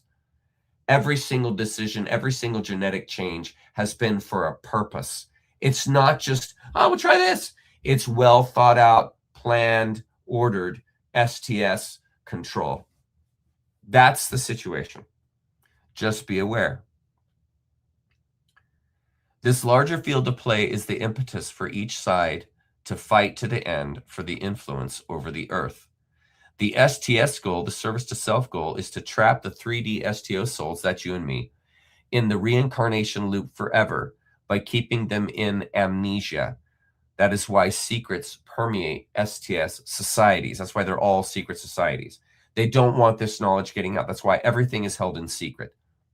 Maximize loose production, advantage their surprise situation, and prevent large-scale STO awakening or graduation, so to pull endless, high-quality loosh out of each 309,000-year wave cycle generation. And this is the merciless of nature. You have to get out, get yourself out, or guess what? You're going back in for another 309,000 years until the wave thins again, till the veil thins again. That was one of the hard realities that I read this week. The ones that don't transcend, the ones that don't advantage themselves to realize the thinness of the veil if they spend another 2 or 3 lifetimes, how much time we're given to make this transition. And it might not even be that. You go back in. The energy field, the waves begin to move away from each other. And I'm going to show you that here when we study the wave. But the 3 and 4D waves begin to move away from each other, and the getting out of the trap becomes harder and harder. So it's really up to us. The STO goal is to protect every soul's free will, help them to remember who they are, and give every soul a balanced and reasonable chance to polarize. See, that's not the earth. The earth has been put into imbalance of evil that underlies it, which is why it's the way that it is. So an unreasonable chance to polarize, crystallize, and finally exit the system rather than live forever in a developmental prison camp. Now, why all this started in the first place, when STS forces won the war over Earth and secured the planet for themselves, they aggressively responded by strengthening and expanding the frequency net around the Earth via the moon to establish a reincarnation trap of all souls. The moon is a hollow, electromagnetic, harvesting and controlling apparatus that was brought here to do this and other tasks as part of the loosh harvesting system. The moon was designed to eliminate human soul escape from the endless trap of samsara. Sorry to disappoint y'all if you were thinking that it was something else. They created 2D organic portal bodies as a parallel body vehicle. Those are the people that are the Satanists and that eat and consume others. The organic portal bodies as parallel body vehicle types that would never fully individuate or graduate past the 2D density, like George Soros or Barry Soetoro or Hillary Clinton. OP bodies put an unrelenting force for STS polarity amongst the free will society to churn war, sickness, and anxiety into all STO potential. That's us, folks. Earth beings. That's us. Thus frustrating STO development and securing another cycle of return. This is the role of religion, medicine, politics, and war. They were designed to play. You see? To hold your potential in check. Lock every individual into endless illusions, frustrations, and conflict using long-term genetic and social engineering programs. Our historic genetic infusions include tweaks, and I cannot wait to cover these. Like the Semitic DNA soul abduction code, which we will get into next week if we don't touch on it this week. This code instigated abdication of free will, and with that goes the true liberating sense, the giving oneself away to religion. This is exactly the comment when I said that folks give their brain away to the cataclysm. You have abdicated your free will. Do you understand? When you believe what the religions tell you, what the scientists tell you when they say you're a dirty carbon generator, loser from slime and a lightning bolt, when they tell you that, that removes your ability to liberate. Do you understand? Because when you believe, you abdicate. You give away your sovereignty, as I have been saying for years now. You give away your sovereignty when you believe. Follow that. When you give away your sovereignty, meaning when you give away your soul, your potential, your meaning, your identity to a religion, right? You are abdicating your sovereignty. You're giving away that which makes you you. That which is you. You are giving that potential away to the potential the church, the science has handed you because you believe it. And so you don't believe in a free will enterprise. You believe in a religious enterprise. You believe in a scientific enterprise. You've given away your sovereignty. You have abdicated.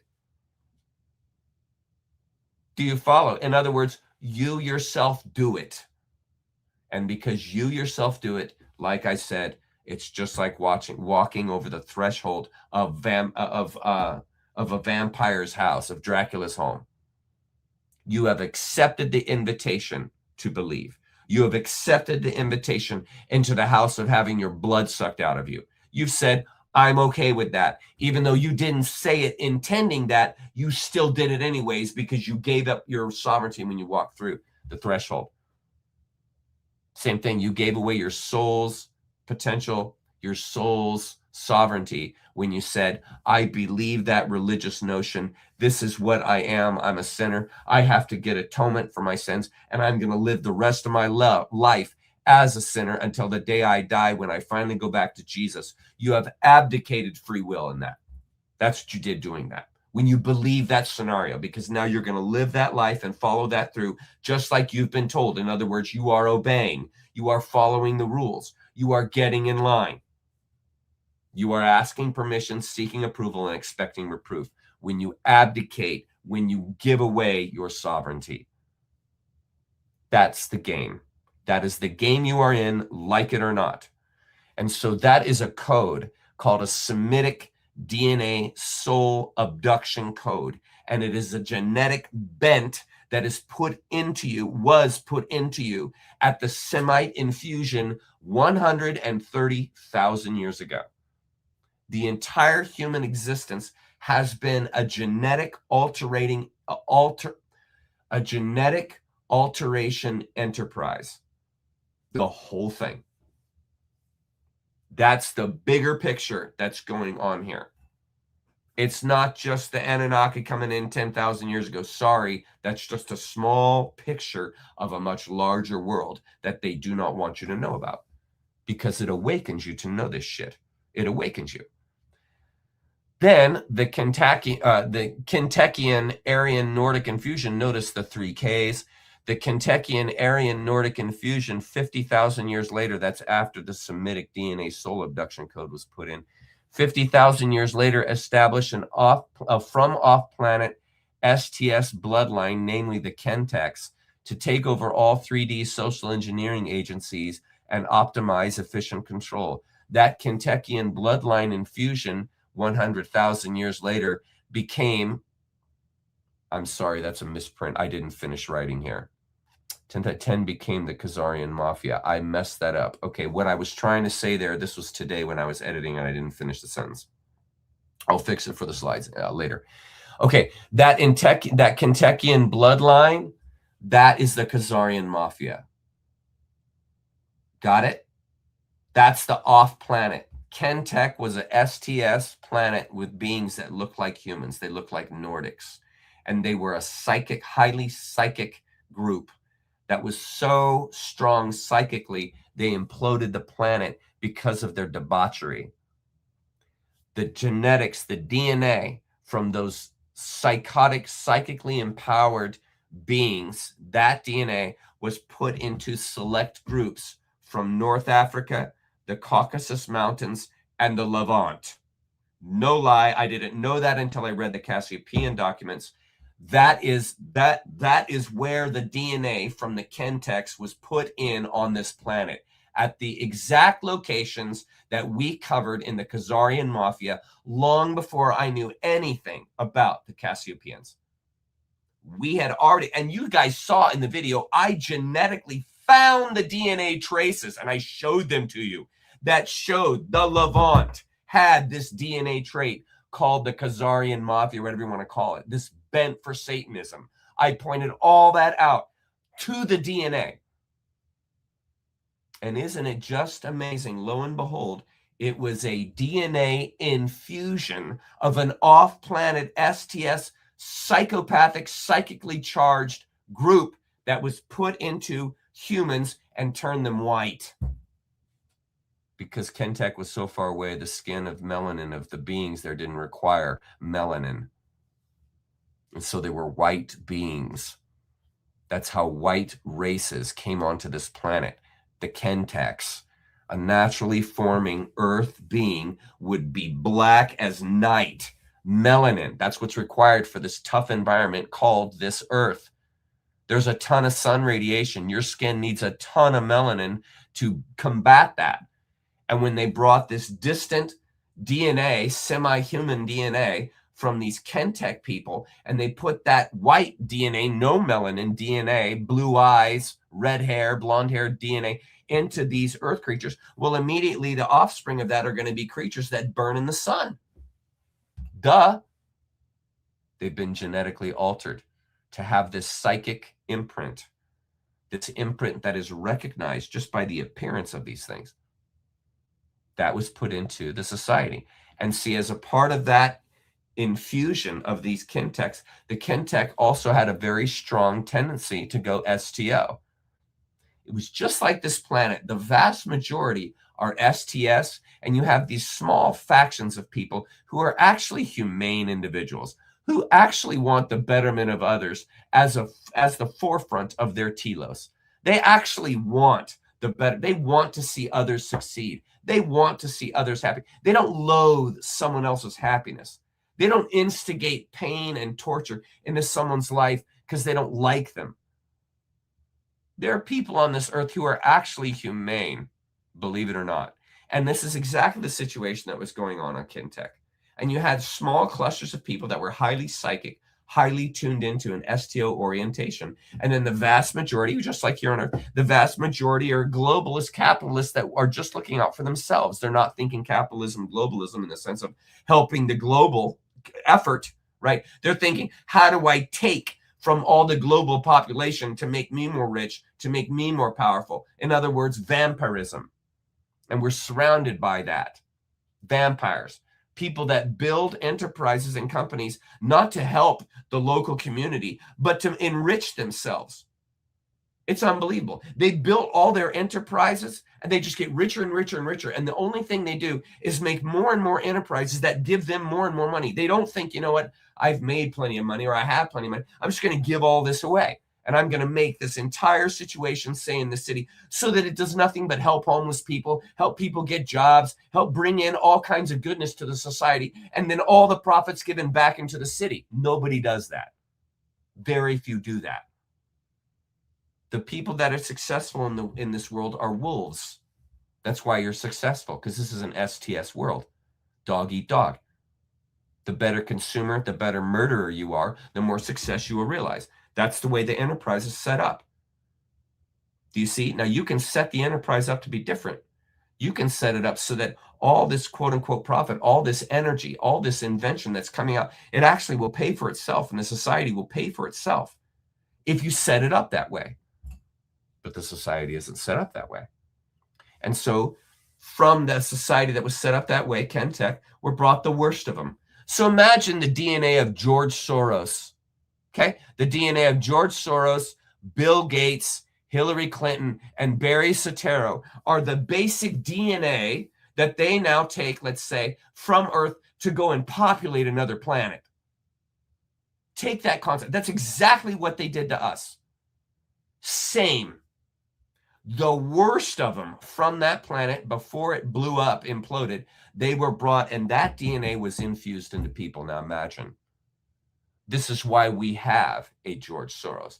This is why we have a Barry Soetoro. This is why we have a corrupt government. This is why all governments are run on blackmail and child pornography. That's why. Do you follow? The Khazarian mafia, the psychopathic DNA brought to Earth to bring the world into more psychosis is why. Do you follow? Do you follow? There's a story to all of it. I'll correct the slide later. 4D sources there at the bottom. 4D sources, forces increased hyperdimensional interference immediately after the war with abductions and persistent influence over early human groups like Lemuria. And we're going to look at that at the timeline, which is next, to learn how to control the instinct in humans to choose STO. And when I tell you the horror story that was the beginnings of the Lemuria, oh my God. Earth went from being a relatively stable, if not primitive, STS harvesting operation to a heavily contested war zone, since individuated souls with graduation potential were walking around in physical bodies. The Orion consortium are playing a risky game of cat and mouse because they know if the mice awaken, their masses will overcome the lower STS energies. Are you ready for what I'm about to show you? Let's go big screen. Let me turn off that. Okay, and I'm going to put this into big screen. We're going to walk through this together. Now, this is the timeline. This is the Cassiopaean timeline. Okay. Now, right there in the middle is where I have mapped that human form began. And this is right at a cataclysm. Now, understand, we came into being. Now, I got to get this right here. Let's see, remove that. Okay, here it is. Now, we came into being at the same wave permeation that we're experiencing now. We're in a single 309,000 year cycle. Okay, so the left side, as you see this, the black and white, okay, ignore that for right now. Look at right here, this right side from the human from beginnings to the right. Okay, that's a single 309,000 year epoch that I've divided into time here. Now, before that are these same epochs, but there's three of them, you see? So I've just stretched out a 309 year cycle so that you could see the events that have occurred in that cycle. So in other words, we've been through the cycle many times. Okay, it's a 309,000 year wave cycle where every 309,000 years, the 3rd and 4D densities intermingle. They get very enmeshed with each other, and there's a fluid, it's like a bridge. It's like if they built a bridge between the United States and the US and Russia, right at the Bering Strait. It's like suddenly a bridge appears for like 10 years. And all the commerce and all kinds of exchange can happen between the far portions of Russia and the United States, Alaska and stuff can happen just immediately. You don't take flights or anything, you just drive right over there. And you have this incredible access. And then let's just pretend that the bridge gets knocked out every 309,000 years. And so you lose that access point. And so all the commerce, all the trade, all the interaction between the 3D, 4D, or between these two nations has an incredible flow for a very short period of time. That's the cataclysm. The cataclysm conjoins this impact, which is why that cataclysm is expected, because when this 3 and 4D wave, they come together, they cause there to be a collapse, and the Earth goes through an enormous cataclysm. It'll flip on its axis.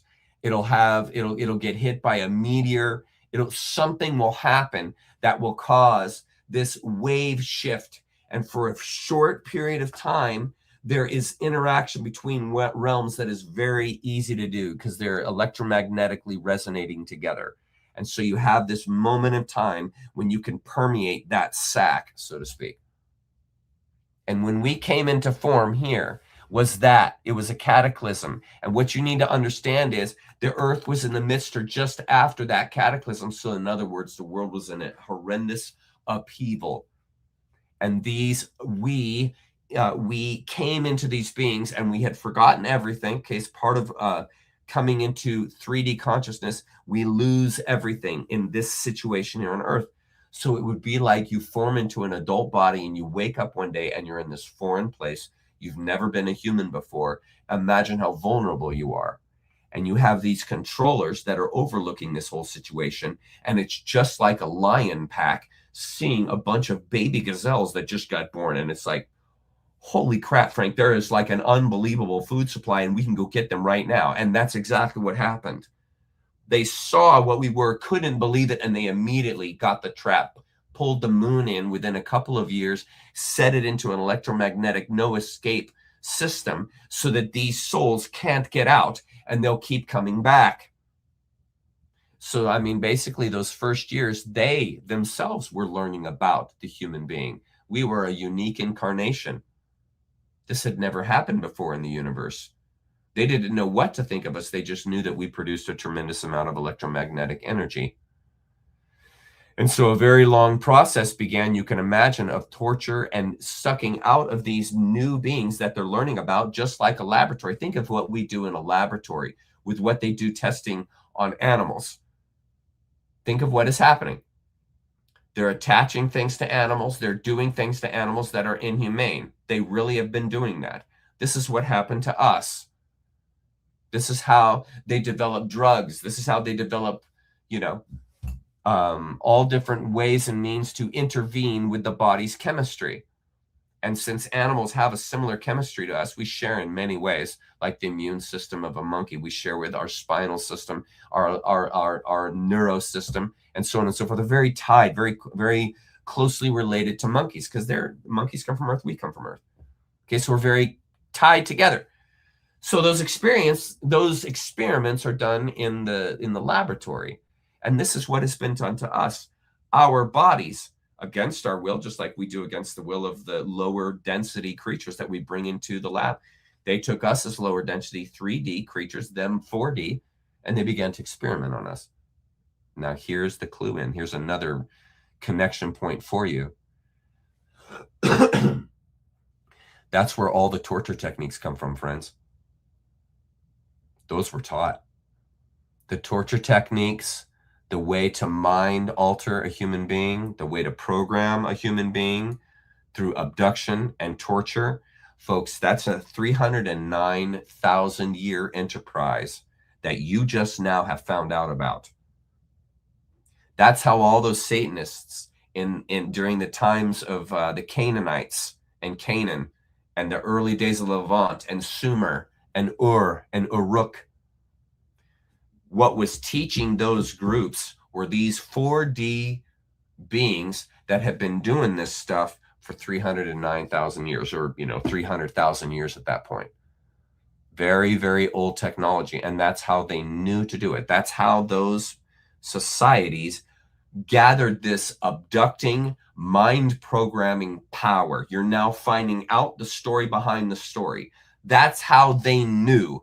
These are the beings that told them. They were around from right there at the beginning during Lemuria. Lemuria was the beautiful group that came out of that initial infusion of human DNA into earth creatures.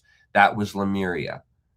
And in the midst of this beautiful emergence of human beings of Lemuria, think about it, you have this secret hidden torture system and controlling system that's just getting started.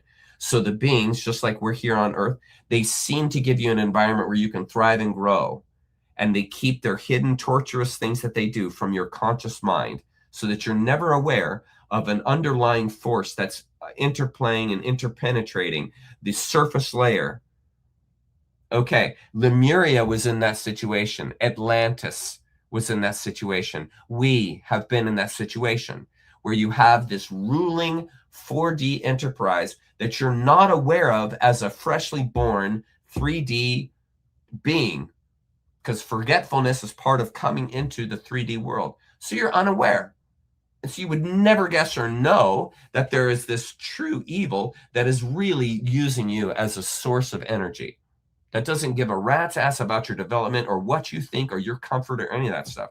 They just want to make sure you're still around long term so they keep sucking this energy off of you. That's your only point to them. And they allow the development of the society because this complexifies the loosh. This allows the society to continue to grow, because in order to be a true STO, you have to continue to grow and develop, even if it's illusory. Because that, if you don't continue to have that, what have you found out about the people that are down in the tunnels? They don't grow, they emaciate. The ones that they don't allow on the surface and to be able to grow and they keep in cages, the kids they keep in cages, they go psychopathic. That lowers your loose potential. They don't want the surface creatures to do that. They don't want that. They want them high potential, because then they have high loosh value. The general supply is what they keep in the tunnels. That's low loosh value. That's not high value loosh. That's your general consensus and what you're pulling out of the system through torturing. The true golden loosh is what's coming out of the centers of love, expression, building, perverted into demonism and Satanism. That's the high quality stuff, which is called anxiety, consumption, self-consumption, worry, fear. That's the opposite of love, your highest form of loosh. You follow? You are in a hell of a system, my friend. Okay. Just wanted to make that clear. So before human beings incarnated, there were these 309,000 year epochs. Each cycle represents one full rotation of the zodiac signs, about 25,750 years for each cycle. To give you an idea how long you've been here through 12, 25,000 plus year cycles. Have you ever thought about that? Earth and the entire, here, I'll show this one instead. because I think you can read this one here. Earth and the entire solar system is an established loosh farm and ongoing genetic manipulating system ruled by STS Lizzies and Orion consortium for millions of years before we emerged on Earth. We are very new. So the stories that you hear when the Lizzies say that the Earth is theirs are correct. They are correct. They were here long before us. We're the newbies. Dinosaurs and countless other creatures over eons of repeated 309,000 year cycles were developed to increase 2D production, loose production, long before you're here, okay? It's just a loose production enterprise, okay? That's all that's going on, okay? That's all that's happening. Long before 309,000 years ago, thousands of Earth mammalian bodies like Sasquatch were prepared for 3D STO, or STS, individuated soul consciousness. It is rumored Sasquatch DNA comes from Mars. I didn't know if you know that, but the Cassiopaeans claim that Sasquatch DNA is from Mars, that they actually were the higher consciousness on Mars and brought here. The Kantek Nordic race was so STS that they imploded their own planet, and the worst of them were hybridized with human DNA, which eventually became the Aryan races. These are the psychopathic people that think they're better than everyone else, like the KM. That's your Aryan race. They think they're better than everyone else. We are all offsprings of these manipulations. That's why there's that tendency in the populace. That's why that tendency is there, because it was put into us via DNA infusion. All through this current wave cycle, STO souls on Earth have been outnumbered by at least 50% and likely higher until recently.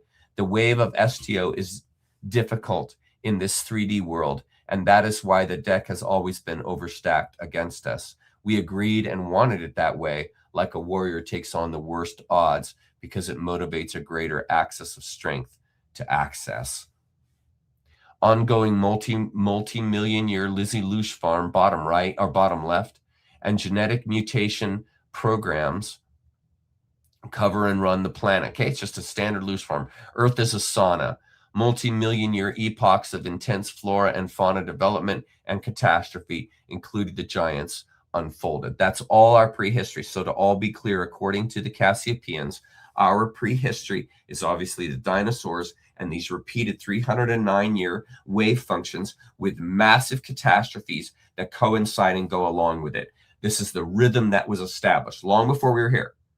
And there were cataclysms like that for a massive loosh harvest. So when you kill off all the creatures on the planet, right when you do that, all their loosh is released. So you get this huge harvest, just like a wine farmer at the end of the fall or in the middle of the fall when it's harvest time. All this work and effort for years of effort, really every crop is years of effort into it, is all taken, and all that juice is squeezed into a very finite small amount, quote unquote small barrels, right? And then that's all that energy contained right there. And then you can make that into wine, ferment it, or you can, use it however you wish. And you can spread out that energy, that food, that nutrient over a very long period of time. That is the picture of the Earth. That is the picture of the Earth. And we have been in this rotation, like a crop rotation, not us here, but the dinosaurs, the flora, the fauna, the beings that they engineered. And that's why you see such radical dinosaur shapes and these super incredible super predators, super hunters. Those are DNA transfusions to create monsters like that, which would build the loosh. Because a predator like that hunting the other smaller animals, they have a tremendous sense of fear when they're being hunted like that, just like you would. And this generates loosh. This generates loosh. And so this was us, meaning the Earth. Sorry, this was the Earth, pre-human epochs. Now, as we move, here come the humans. Here we are. We have a cataclysm. And right there at the top, let's read together in yellow, human soul group from the void precipitate into Sasquatch-like containers, Neanderthal containers, also known as Earth inhabitants, forming 3D and 2D human bodies that look very similar to us now, meaning that there were both 2D organic portals and 3D. Now, this is a fine line I got straightened out this week. The genetic makeup took for all the creatures prepared, whether that creature had a 3D potential or a 2D potential, the genetic change, the skin, the change of appearance, the change of overall form happened to all of them. across the board, 3D, 2D, STO, STS, they all have the same genetic basis. Think of it as the control group in an experiment. This is the genetic basis. Okay. From that are potentials that come out. This is the key to understanding origin. Just like art potential, musical playing potential, public speaking potential, sage potential, all of us have varying degrees of that. We're all the same genetic, but the expression of that genetic is unique. And some people are smarter than others. Some people are more creative than others. You get a group of 100 people to think of an idea, and you get another group of 100 people to think of an idea. You're going to get totally different ideas. Variation is celebrated here. Okay, that's potential. That's all potential. Okay, that's free will. Now see, we're starting to get into kind of some crazy stuff here, because now we're moving into from potential to now free will. Well, within free will is decisions and choices. What comes out of decisions and choices? Alternate worlds. It's like a couple that keeps getting pregnant. They keep giving, each baby is unique. It's another world. Every offspring of their creativity, their copulation, is an expression of their art, so to speak. That's what your child is. An expression of yours and your spouse's art. The true DNA, the potential in you. And not a one of them's the same. Now, here's where you get the understanding. That's why you have such huge diversities of groups of awareness of people. That's why you have some people that don't even have the potential for 3D. Think about that. They're an organic portal. They never had from the beginning a potential to realize 3D. So they don't even reach the point of choice. Don't even reach it, because they don't have a capacity for STO. They have the genetic body. They have everything that looks like a person, talks like a person, maybe even acts like a person. I mean, look at Barry Soetoro. But there's no higher resonant form in that body. There's an animating principle, a 2D, a 3D, STS. Animating principle, yes.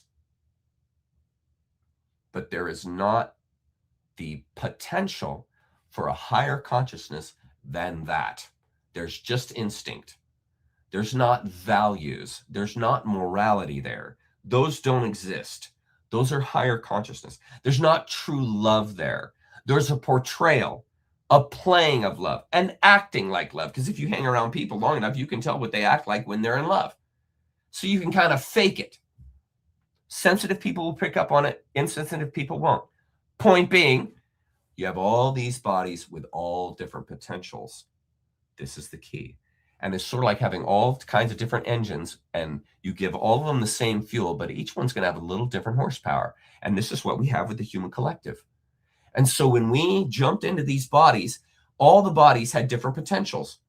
And the one that had 3D STO potentials were the human bodies, meaning were the DNA from source that had that potential into a body that was capable of STO choice, a service to others capability. It was there. The lion doesn't have that capability. It's a predator. It's a hunter. A shark doesn't have that capability. They have a little inclination of it, like a gazelle will help care for its kids a little bit, or an octopus will do it a little bit, but there's not the depth there that's within the human being. And this is the bodies that we filled as 3D STO. Now, amongst the population, though, you have half of them that don't have that potential at all. And they're breeding with the population. They're one among us. They're among us.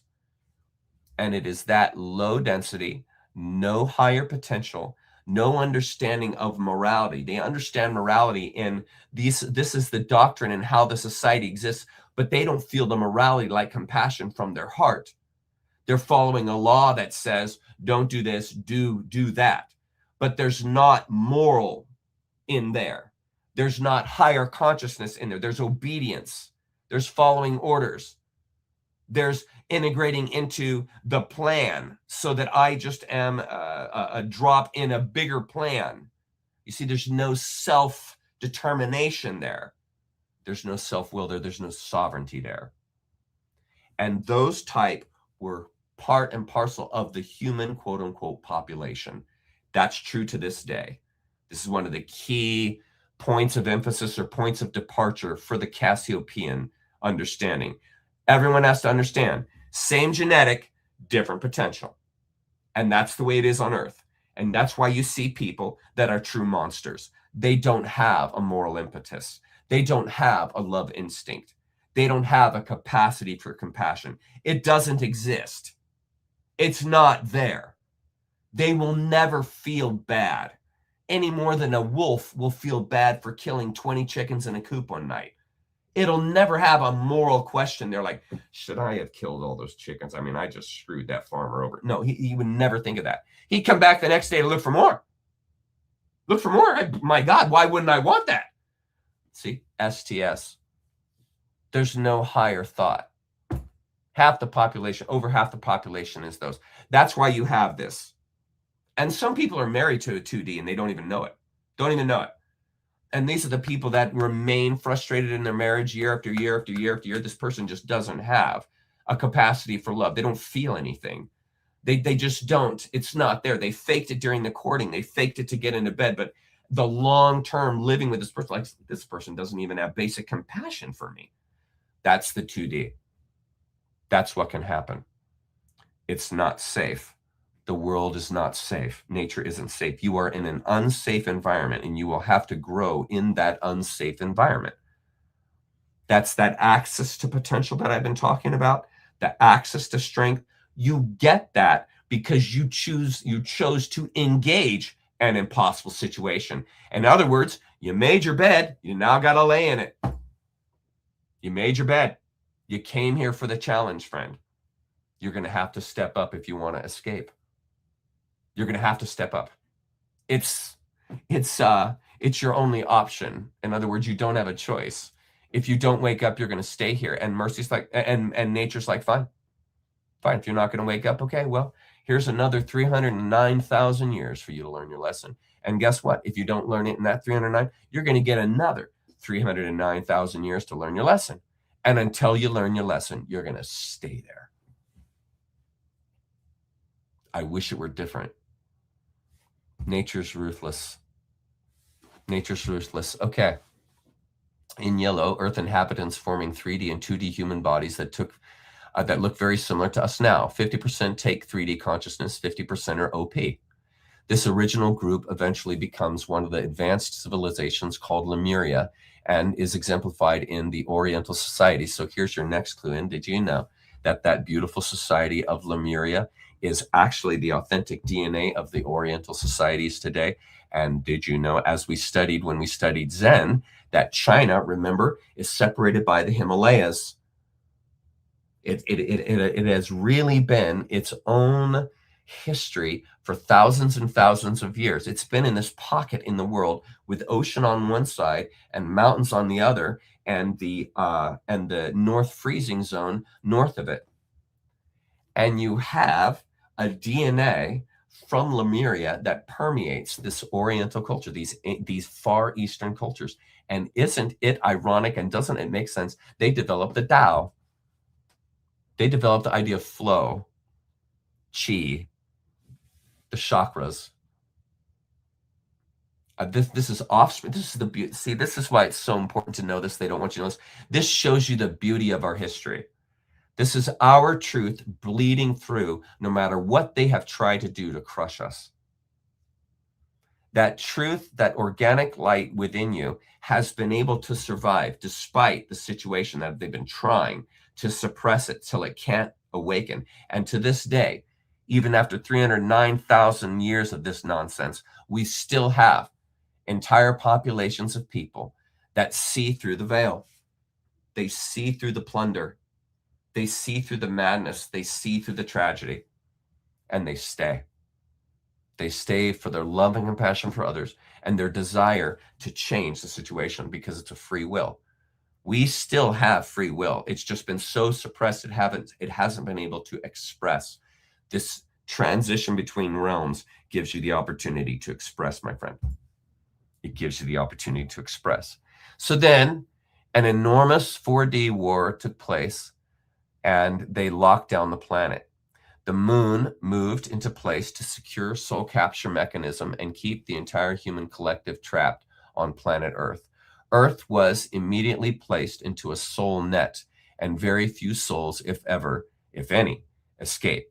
That's been our current situation. Already fully in progress. Let's see, look, we're just moving through this epoch between Lemuria and the first Semitic schism DNA programming introduced in North Africa populations. That happened in 130,000 BC. We'll get to the Kantek infusion, which moves into the Levant. But for now, looking at the genetic mutation program ongoing, folks, that was the environment of this beautiful society called Lemuria. They were enduring in many ways like we are, but they were very much more advanced because they hadn't been through 309,000 years of oppression and bad mind programming. This was really the rawest, authentic state of the human being when we first took form. It's claimed that they are the ones who built the Moai on Easter Island, that Lemuria, ancient Lemuria, the last of the Lemurians were on that island. And part, as you know, the cataclysms that have been brought through to wipe out societies, that's why they were wiped out, because they were generating higher and higher consciousness. And if you generate enough power as a society like that, you'll start to resonate the rest of the earth into that higher frequency, and you drive out the forces. It's sort of like fumigating your house. You drive out the insect forces by putting an atmosphere in there they can't take. They can't handle it. They can't be around it. It kills them. They have to leave. And this is what Lemuria was doing originally. And they were beginning to do exactly what the STS folks were afraid of when we incarnated. Holy shit, Frank, we have 3D STO beings. How are we going to contain these? And so Lemuria immediately begins to spawn. They begin to create this greater and greater a society of people, higher awareness society of people. And then they have to bring in the moon to contain it. They got to strengthen the net, right? They got to kill them off with catastrophes because it's the only way to stop this. Do you see? Okay. Earth was immediately placed into a soul net, and very few souls have ever escaped. Already fully in progress and ongoing multi-extraterrestrial genetic mutation program on humans intensifies over many just generations of human beings post-Lemuria. Okay. Anunnaki event was just a new genetic mutation release moment post the Younger Dryas, so that you guys need to know this. The Anunnaki event, which people have tied into Eden, if you think about it, that event is 300,000 years after human beings have already been on the planet, to give you a kind of a moment of soberness right there. That whole Anunnaki thing, that's been part of the cycle. That's been part of the cycle. Look here. See all the cycles, the cataclysms? There are also cataclysms within cataclysms that are cyclical. Again, part of the Lucifer. So this human epoch right there, I haven't even bothered to label in all the cataclysms other than the Younger Dryas, which you see right there below 11,000 BC. Okay, that cataclysm wiped out Atlantis. Atlantis was us as an advanced crystal society. I'll get to that in a minute. 130,000 continuing to move down the line now. 130,000 years ago now, after Lemuria, they've now got it finalized. This Semitic schism is introduced into the DNA of the human races in North Africa, which are the Bedouin tribes, which we talked about, the Levant in Iran and Iraq, and Caucasus mountain ranges of the Aryans. And I'm not saying they did that then. I'm saying that that is the point of departure, the concerning point when they finally had the DNA after 130,000 years of genetic manipulation from basically the population of Lemuria. Okay, they have now developed a type of DNA that's going to cause there to be a fanaticism within the human being. So human beings are not going to be as open anymore with this Semitic infusion. They're going to be more narrow-minded. They're going to be agenda-oriented.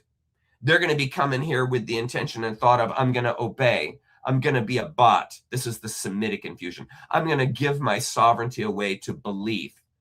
I'm not going to trust myself. This is Semitic infusion. This is, and what does that do to the human? It lessens the human. It takes away their potential through their own genetic, through their own ideas, through their own bent. That's what that's about. And they installed that onto the human genetic platform 130,000 years ago, right here on the map. Okay, so when you're talking Anunnaki, my friend, you're late to the party. You're late to the party. You're 300,000 years late if you're talking about, worrying about, thinking about the Anunnaki. They're just another genetic mutation set of 4D people. And they ride the Kantek asteroids that came out from the planet Kantek exploding 80,000 years ago. And there are waves of meteors that are in orbits that are outside the normal purview of the scientists, which is why they're talking about this orbit of this group of Anunnaki that come around every, 3,600 years or some kind of number like that. That's the cataclysm within the cataclysm here, right? And the last time they were here was during the Younger Dryas, and that caused the wipeout of Atlantis. Okay, see, that's what the controllers were planning on. This is the point I'm trying to make in teaching this stuff to you guys. I think we are influencing that return. I think our awakening is frustrating this. I think we are in the midst of changing our destiny to what they thought was going to be us just basically destroying ourselves and the world being destroyed, to this human emergent idea, to where we really do flip the planet, in other words. And so therefore the normalcies, the rotations, the cyclical cataclysms, the constant revisiting of other bodies from outside the solar system coming here and pilfering us and using us, that constant cycle of repeating over and over again, we will be the ones, we have the potential to stop that. Just like fumigating the house. We're fumigating the earth. We're filling it full of love and compassion and self-awareness and self-becoming and orienting to others and others' benefit and support. And that's what's happening. That's why 2012 didn't go as they thought. That's why the COVID didn't go as they thought. That's why the weather change and cataclysms and the flooding of the earth didn't go as they thought.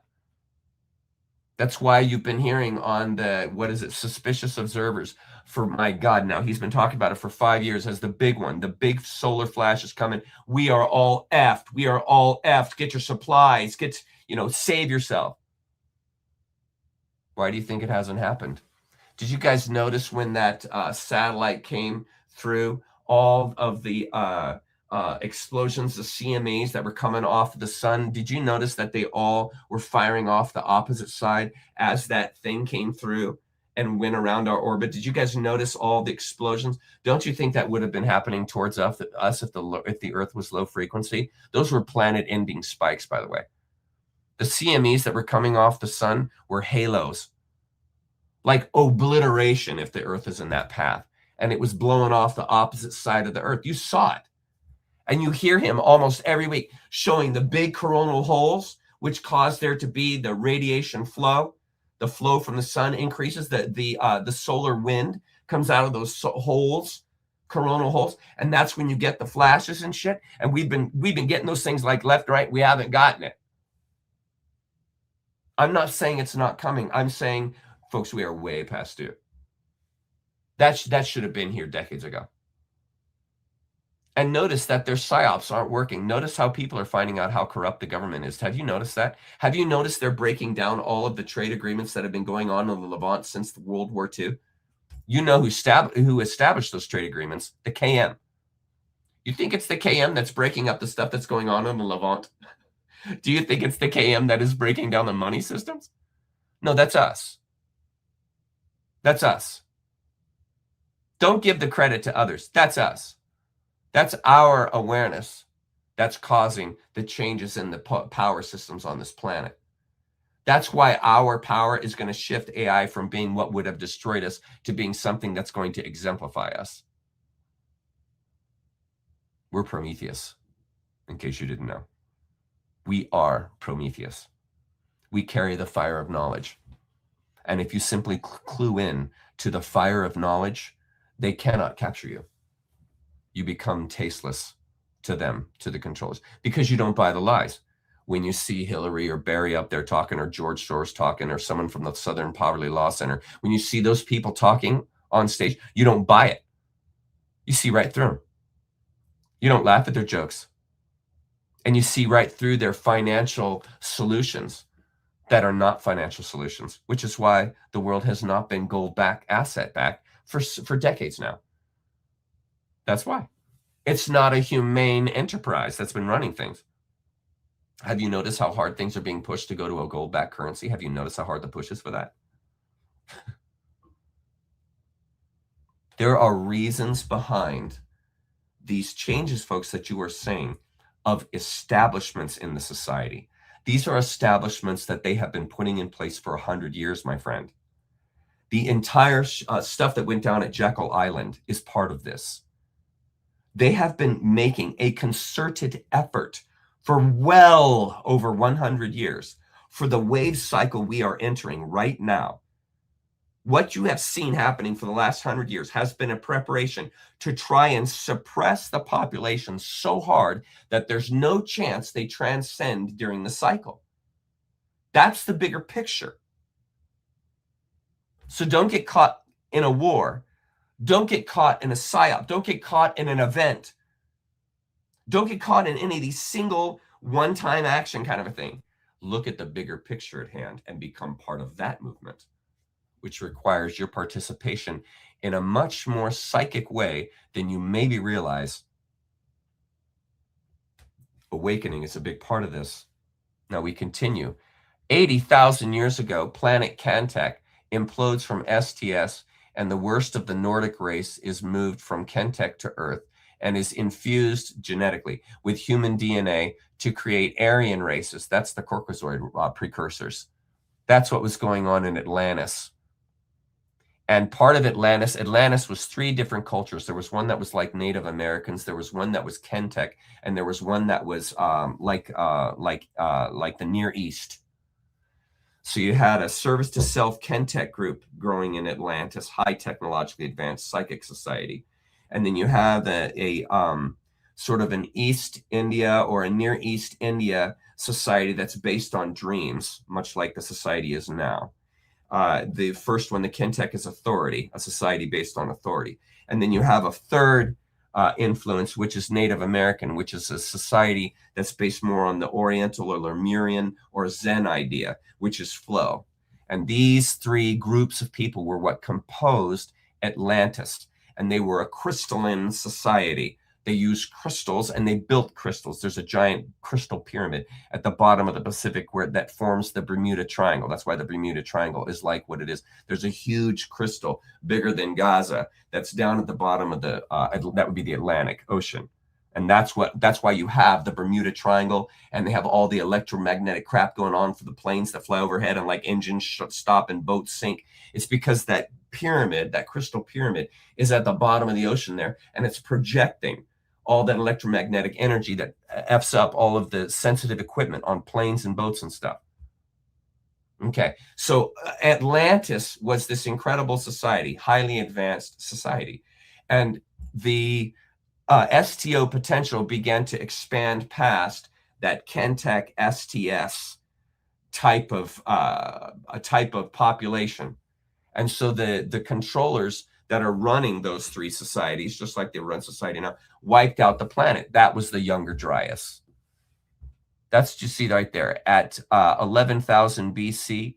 That's the Younger Dryas event that wiped out Atlantis. Atlantis had survived for like 40,000 years. That ties directly into Cliff High's theory. Cliff High's theory, which I covered on the KM, showed that the pyramids were made about 40, 50,000 or so years ago. That's directly in line with the beginnings of Atlantis. And that Atlantis lasted like 30, 40,000 years. And then it was wiped out by the Younger Dryas. We are the lasting ones that survived that flood of Atlantis. We are the offspring of those societies. That's why we have the colors in our races. We have white races. We have brown races that are like a lighter brown color, like East India or India. Then you have the dark black races that are coming out of Africa. the different colors that we have are from those societies of Atlantis that we come from, which come from Lemuria and genetic alterations that are going on this timeline here. That's where your races, that's where your different genetics. And anyone who hangs out with black people, white people, or East Indian people, they all have their own culture. They all have their own way. They all have their own interests. They all have their own take. We're not the same. And it is that little difference in our personality traits and how we are that we inherit. Those are inherent. We inherited that from our history. That's been kept from you. You don't know this. You thought all this came out of England and like what they talked about with the Anunnaki. BS. BS. Anunnaki's late comer, bro. That's late comer theory. This is what I'm showing you here is the whole epoch. Okay.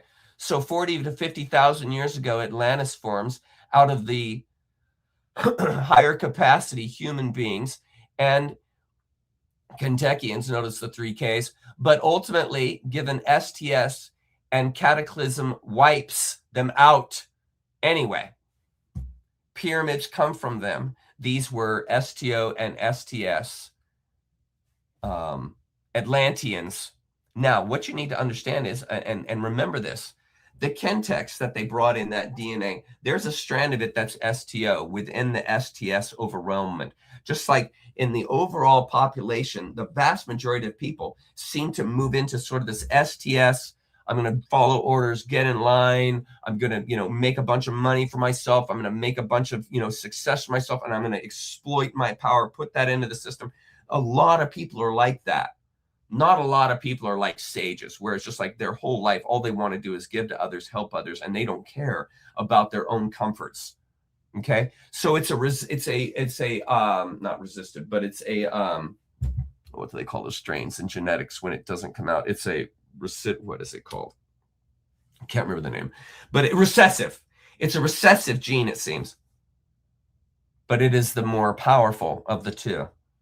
An STO has a much higher potential than an STS, because an STS is always going to be self-consumed. And STO is always going to be the one that's giving of themselves to others. Okay, and so coming out of that Kantek planet, that means that some of the white people that came out of that infusion are not STS. Like, I'm not an STS individual, but I come from an STS lineage. The Kanteks were horrendously STS, but there was a strand, a recessive strand within that DNA. Those are the quote unquote white people today that are STO. They come out of that STO strand from the Kanteks. Do you follow? And then when you have STO, these black people, what they come from is an STO orientation from Earth, creatures that were more oriented to the Earth DNA rather than Kantek, highly psychic DNA, psychic power DNA. Do you see? And when you begin, now think about this, all the different races on the planet, you can begin to see, that's why there's a tendency for that race to be like that. That's why there's a tendency for that race to be like that. That's why I most often see that race in this kind of situation or that kind of situation. It's not racism. It's the natural potentials that are coming out of these particular skin colors that we get from Atlantis. It's just the natural breeding of human beings. And what comes out. And like sometimes you'll get a person who's in a family and they're like this virtuoso guitar player, and not a one of the other people in the family play an instrument. And all of a sudden you'll get this freak that comes out of the family. It's like, oh my God, this person can play the guitar like nobody's business. That's how it happens. This is Earth. This is Earth. This is how you begin to understand why this stuff is the way that it is. And then the final moments of the epoch, this is where we're at right now. The final moments of the epoch is the beginning of the Younger Dryas, which will be different this time and not the global wipeout forecasted because of the higher resonance of human beings. The fight with Lizzies will continue, but their power is reduced. Now is the chance to escape another 3D epoch on this or another planet. So to finish up here on the timeline, then we'll go to, oh my God, there's 1,200 questions. We'll go to questions, but we're going to, that shows you the timeline. So for half the time, the first 130 odd thousand years, is just pure genetic mutation and torture and figuring out how to control us as human beings and wiping the planet out repeatedly. Then they inject the Semitic schism and then watch the people and see how they develop, watch how it goes. And then they again right there, the Kantek implodes, and they take Kantek DNA, combine that with the Semitic schism, right? And what you're doing is you're further refining that DNA to make closer and closer to 2D beings out of 3D STO. You're getting better and better at it. Blackmail using child pornography would be one of the refinements of furthering control of a society. Just putting that sentence together and enacting and carrying something like that out is a technology to suppress. Now, an STO person would never think of that. But an STS person who's thinking, now, how do I suck more juice, loosh out of that? They think of that kind of a thing. That's a DNA bent. That's a genetic bent to find horror, to find disgust, to find ways to take from people. These are the ones that develop ways on the stock market to take a whole bunch of people's money and then just leave them high and dry. An STO would never think of that. That's something that comes out of pure STS. Pure STS. A total loser, a total consumer, an anti-human. They do nothing but rot the bunch. They rot all the people around them. They will share their nastiness through their success by showing everyone, hey, look how successful I am, and I got this way, by taking and using and defeating others. A true monster. They rot the bunch. And that's why, as STOs, that's why we have to heal the bunch. We have to be the voice of reason. We have to be the voice of compassion and love. And this flips the society because it's a stronger force. Okay, what's next on the list? Shit, I never got into consciousness densities, and it's 7:30. Damn it. Okay, what I want you guys to do this week is I want you to look at this slide, and I want you to look at this slide. Go back and just take screenshots, please. And here, I'll make a bigger format for you, so maybe it's a little clearer. So take a screenshot of that. Take a screenshot of that. Okay, and those will be what we start to cover next week when we go into the 7 densities. And that's the slide after that. That's when we get into the grand cycle, the wave. Okay, so we're going to do next week. I'm going to name it the wave 2, and it's going to be this. It's going to be the second portion of the wave cycle, because what I had to do is I had to get you guys accustomed to this world, this alternate world, and I had to show you this timeline. You see, which will help you understand the layers of consciousness. Also help you understand races. Also understand why we're going through a wave cycle right now, and also get you on a bigger map. My attempt tonight has to take you out of the smaller wave cycle that we're consumed with here, right here, this 390,000, and move you into the larger epoch that contains both the pre and human epochs. Because then you'll understand the larger picture and how, as I've said from the beginning of this whole Great Awakening, what has been instigating this change, what has been changing the field. And one of the best answers is the human beings, the awakening potential and psychic power we put into the world changes the world. And that is what is causing this change. This is what I wanted you to pick up before we leave today. You are the change. And by awakening, you see, you're affecting. You are the healing balm within the rotten apple. You are the healing immune system within the organism called the human collective. You are the healing balm as an STO. And so your role, our role, is to participate, which raises the energy. And then what happens? Liberation. Okay, I promised you guys, now that we're ending the film, I'm going to show you guys where we're meeting for the Shindig. Here comes the Shindig announcements. Here's the place where we're meeting. Hang on. Here. This is the backyard. This is where we're meeting in this awesome, I'll pause it. Oops, here, I'll pause it. Okay, that's where we're going to be meeting. It's super awesome. And that's the porch there. It's got a wraparound porch, and it's just a neat little gathering area that we'll all gather together and hang out together and have a lot of fun and laugh like crazy. But this is the actual spot that the evening festivities will be. This nice apartment room inside the house. This is on the porch.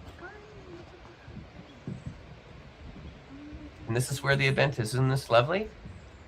This is our friend Weege. Jenny and I have known Weege forever. She's a sweet lady, and she is allowing us to use the property for this. That's her dog right there in the middle of the field. I love dogs. That's her dog in the middle of the field. This is the porch where we'll be. Then I'll show you the back where we're going to be meeting.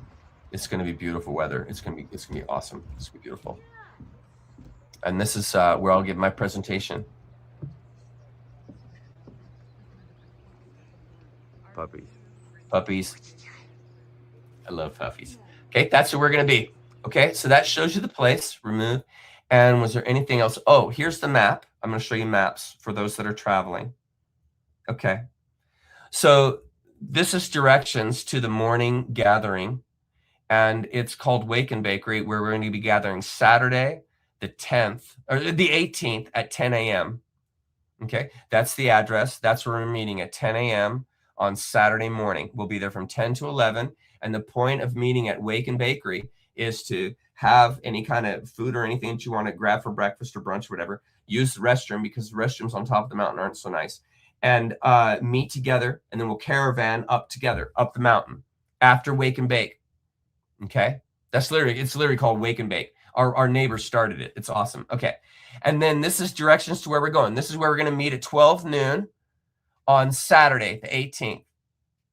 And we meet there at 12, and we'll be there until 4 on July 18th. There's the address. There's a location. Just type in Artist Point Trailhead, Deming, Washington, and it will show you directions from Bellingham Airport. And as you can see, it's about an hour and a half from Bellingham. Okay, good. And then that night, the place I just showed you, the backyard I just showed you, okay, this is where I'm meeting. That's the address, 9753 Mount Baker Highway, Deming, Washington. That's where I'm meeting for the evening when I'm going to offer you my testimony and tell you the beginnings of nature, creature, and we'll talk about all of that. We'll have some pizza and beer. It'll be a lot of fun. If you need to go to the grocery store while you're out, you can go to Crossroads Grocery. That's there in Maple Falls. That's along the highway. If you look at the highway to get up here, this is the highway, Mount Baker Highway. You'll see all this on your Google map. And then the address right there for Crossroads is where you can get your groceries and stuff if you want to, little knickknacks. There. And then there's your cannabis station if you want to get some cannabis, and then coffee and breakfast over there too, and then obviously a gas station. And then this is where we're meeting. This is an overhead satellite shot over the evening that we're meeting. The grassy knoll, so to speak, where we'll be meeting together and chatting. Good?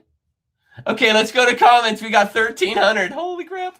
I'm going to the bottom, and I'm going to show the comments on stage so you guys see what I'm seeing right there. Yeah, isn't Wake and Bake awesome? That was started by John and Joelle, our neighbors. Some of my favorite people in the world, man. I love John and Joelle. They started Wake and Bake. They're awesome. Yeah, it's going to be an incredible time.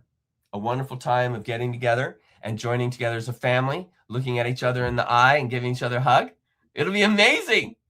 It's going to be amazing. Hey, thanks. I appreciate it. I'm glad you like it. Yeah, up-to-date. Thank you so much, Stacy. Up-to-date info on the Shindig. We are on Facebook. Stacy started the whole thing. You can check out the details. Hey, Scooter, buddy. I got the sauna, dude. It's right there. That's it right there, brother. I was hoping you'd show up. I got it, man. Scooter, he got me an indoor portable sauna because I told him at Zoom how jealous I was. And he went out and got it. I couldn't believe he gave it to me as a gift. He's the best. I love it. Okay. Here, Chuck. This is further waking on a huge scale for me. I'm so grateful. You're welcome, Fortune. You're welcome, love. You're welcome. It is going to be a lovely time. Bandit, it is going to be amazing. I'm so excited. And if you guys are, whoever's coming to the Shindig, can you please write me? Please send me an email. I have to know. If you've already sent it to me, please send me another email so that I have your counts, because people cancel, people make changes. And from the emails I get, the count numbers I get from you guys, we're going to make all our plans. So like for our seating, having enough seats for everyone, having enough food, having enough facility for everyone, I've got to get the numbers. So please let me know if you're coming, because I don't want to be short anything and I don't want to have too much of anything. I want to be fitting for the setting. Yeah, it is going to be sweet. It's going to be awesome, Nancy. It's going to be awesome. It's going to be awesome. You're welcome. You're welcome. We'll keep rolling. We're going to do this next week. Here we go. I need someone to be serious about the Shindig situation. I truly need a ride because I would love to attend. That's awesome, Mel. Email me here and Stacy at naturecreature.net. That's how to reach Stacy. She's Stacy at naturecreature.net, and she is helping coordinate everyone that's coming. So please connect with her, Mel, and maybe we can help. I don't know if we can. We might not be able to help you, but if we can, we want to. But for what it's worth, Thank you, Fortune. It's big day. We got to 18 today. Yeah, I got a wonderful note from a gentleman. We saved his marriage, him and his wife. Just beautiful, just so beautiful, just absolutely so beautiful. Here, I'm in the Pacific Northwest, and we're going to be meeting here. I'll show you. Look here. We're going to be meeting together. This is the map. We're going to be meeting together, and we're going to be going to Artist Point together. Okay, that's Bellingham International Airport. Okay, this is the area of the world that I'm in. I am in this area near the Bellingham area. All these locations we're going to. That's me. That's why we're coming here, because it's my backyard. That's why we're doing this, because I want my family. I want the family to be up here all together, where all this started. Not my family, sorry, our family. Okay, so what's going on in comments? I just saw one from Gretchen. Thank you for all you do. Yes, Stacy's essential, and thank you, Gretchen, for noting that. It's incredible the work that Stacy does for me. She's incredible. Her and Pete. I couldn't do Nature Creature without them. Okay, so this means here. Hi, Jacqueline. Okay, it reminds me of church counting for the free toasters. No, it's not like that at all. It's we honor. These are people that are meth addicts that through Nature Creature and the work that we do here, we've saved or changed, massively altered their life. So every one of those numbers is either a couple that maybe we're going to get a divorce and didn't because of Nature Creature, or one gentleman was going to jump off a building and he didn't jump off a building because of Nature Creature. I had a meth addict contact me, and the work of Nature Creature saved him from a continuing life of being a meth addict. I had an alcoholic. We have an alcoholic in Zoom who was drinking themselves silly every Saturday, drunk off their ass and driving home drunk. And because of Nature Creature, they don't do that anymore. So it's not a joke, and it's not freaking free toasters. These are real human lives that we've saved. And these are real people that are here today, and couples that are together today because of this work. That's what that sign represents. And it will always be there as a reminder to us and to everyone of the work that we're doing, and that it matters. This isn't just another channel on YouTube. This isn't just another website. This is a movement. This is a movement of compassion and love. That's what this is. And so we are changing lives. We are changing perspectives, not through religion, not through any discipline. We are doing it through awareness, greater and greater and greater and higher and higher and higher awareness. And that is what saves people, because religion doesn't save anybody. Religion doesn't save anybody. That's why that sign is there. Okay, what else? Yes, some will be healers, farmers, creators. I desire to experience all without change. Exactly. That's it. Exactly. So, no, that's not the one I was going to do. This one here. It's a human community, Chuck, which will endure and expand. Exactly. Humaneness. That's our central point. Humaneness, compassion, love, caring, helping, extending, being a part. All right, here. What is this? I'm driving up to Chunsuck from Air. Oh my God, Lane, that is amazing. It will be amazing to meet you. It'll be amazing. Yeah. So this is what I'm talking about. We've got someone who's driving up from Arizona. That's an incredibly generous offer, Lane, to offer that. But Stacy and I will be happy to help facilitate that. So just start writing us and be in contact with us if you want to come, and maybe we can help. I can't guarantee we can help, but that's fantastic coming, Lane. That's incredible. That is absolutely incredible. Okay, now what do we got? I'm in Northern California. I have gas money. What is this? Oh, this is Bo, my buddy. Hey, I'm in Northern California. I have gas money. I have a guitar and backpack. Anyone going on I-5 will be within 3 miles of my house. Very nice. NorCal. Well, if someone's coming up from Arizona, definitely maybe near there. But yeah, I know that Bo's coming up on a bus, if I'm not mistaken, and we're trying to organize a way for him to catch a ride with someone. But everyone is welcome. Here. This is beautiful, man. This is beautiful, connecting people. Are you kidding me? This is fantastic. I love it, Craig. I love it. I love it. I love it. I want you to be there, Fortune. It'd be better if you were there for sure. Here we go. Yeah, I want to. I'm hoping that Weege has good internet. If she's got a good internet, I'll be happy to live stream it. Of course, Bob. Love you, buddy. Care very much about you, Bob. Oh, that's awesome, April Kitten. Not too far. Not too far. We're just across Oregon. If you're in NorCal, just across Oregon, and you'll be in Washington. And the drive, oh my God, when you get about halfway through Oregon, even just beginning Oregon, it's so beautiful. Oh my God, NorCal, Oregon, Washington. This is some of the most beautiful land in the world. I'm not kidding. I wish you could be there, Philip. I wish you could be there, my friend. I wish you could be there. I'm glad you thought so, Bob. Thanks, buddy. Thanks, buddy. Willows is my town. This is so awesome. I love connecting people together. This is like one of my favorite things to do is connect people together. It's like a rush for me. Yeah. Fortune, talk to Stacy. We'll figure something out. Oh my God, is that true? Wait, is that true, Catlin?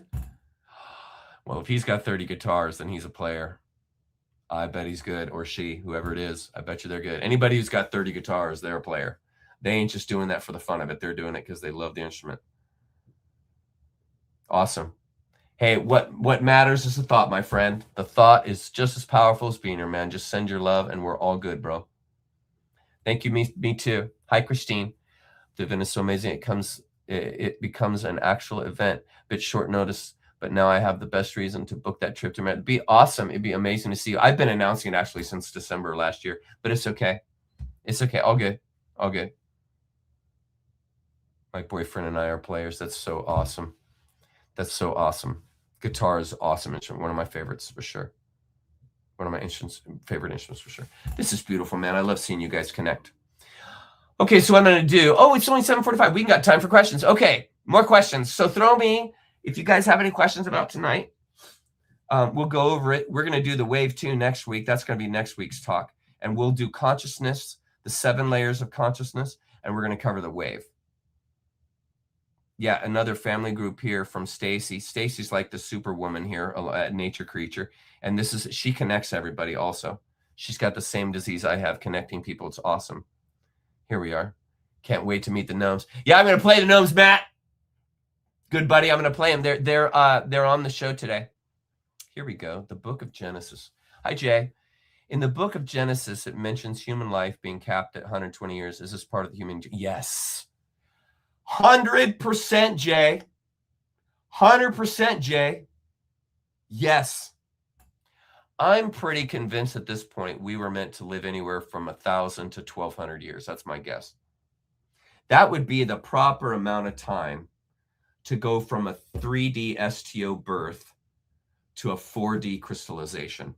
I think 1,000 to 1,200 years on an Earth planet that is focused on the betterment of people. That isn't an STS, but if say like the Earth was an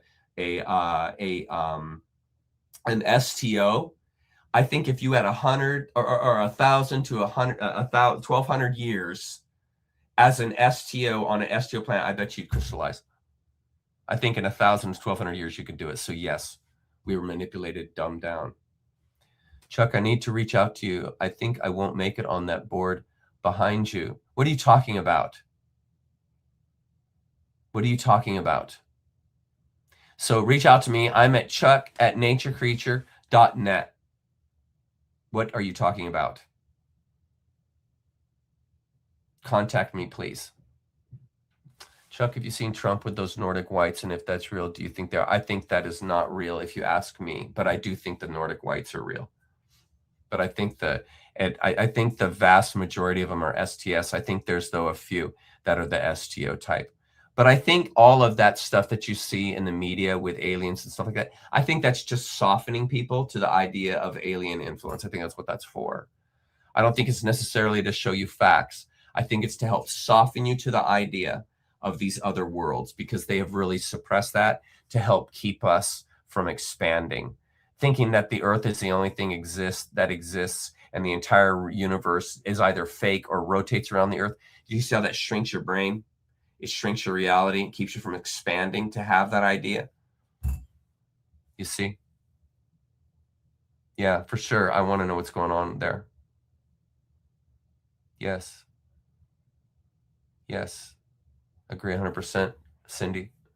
I want to know what's going on. Yeah. Yeah. I think they've messed with that too.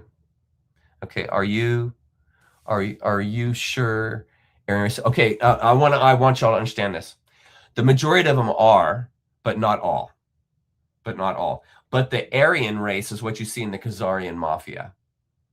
That's what you see. And the true Aryan race from Kantek, they would be the ones with the odd blood type that you never even see.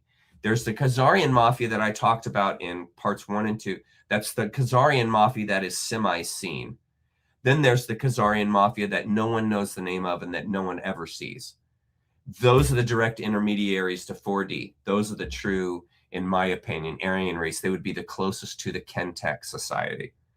And then you have a diluted race, a little bit less of that, in the Khazarian mafia. But that's those white supremacist, racist, like what Soros runs, like what Clinton runs. The foundation, those are Aryan race societies. They just don't tell you that on the outside, but that's what those are. That's what they're cluing into, the Kenteks. That's they're cluing into. Laura Knight said that Cassiopaean said that when I see a black person, I should assume STO influence. That's a tough one. Well, I don't know what she's thinking if she's starting to define races as STO or STS. That's not right. What I've been trying to say here tonight is that the races come out of Atlantis and that they had tendencies, which were their specialties, your arts. And that's where that comes from. What they're naturally oriented to is essentially what it's saying. Now, if she's going to turn that into racism, I'm sorry that she's going to do that. It would be like if I said every white person is STS. That would be, if I were to say something like that, that's racist. That's not true. That's not true. It's just showing that there's a Kantek influence there. That's where it comes from. In case you're wondering why there are white people with blue eyes and blue and red and blonde hair like this, it's Kantek DNA. But Kantek contains both STO and STS. So it doesn't mean that because you're a white person, you're STS, and if you're a black person, you're STO. That is ridiculous. That is ridiculous. That is ridiculous. Just for what it's worth. For what it's worth. Okay. What else we got? Yeah. Mixed bag. Everybody's got different potentials. It doesn't matter your skin color. It doesn't matter your height. Like I said, everyone has a different potential. And it's simply a matter of realizing that potential. There's no racism here going on. There's no like, you're this, you're that, none of that. It's just, oh, that's where skin color comes from. Oh, that's why that happened. Oh, that's why typically this race of people is oriented to this kind of thing. It's just the natural inclination. It's not racism. It's just the take. It's just the take. That's all. Believing genetic predisposition is falling for their BS.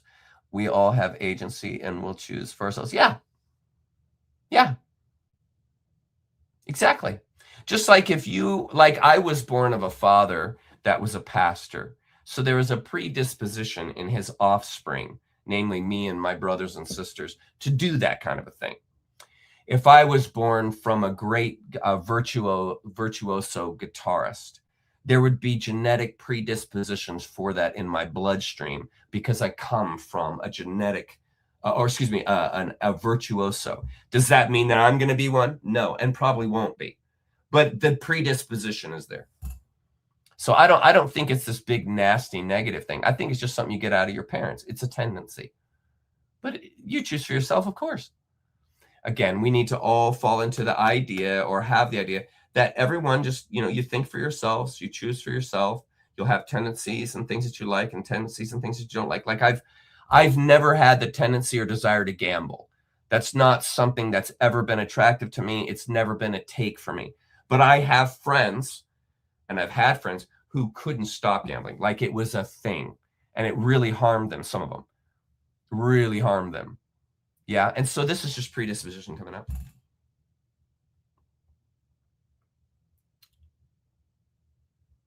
Okay, and I'm looking for all caps again. Yeah, it's just that Aryan race, but it doesn't mean that all white people are Aryans. Come on.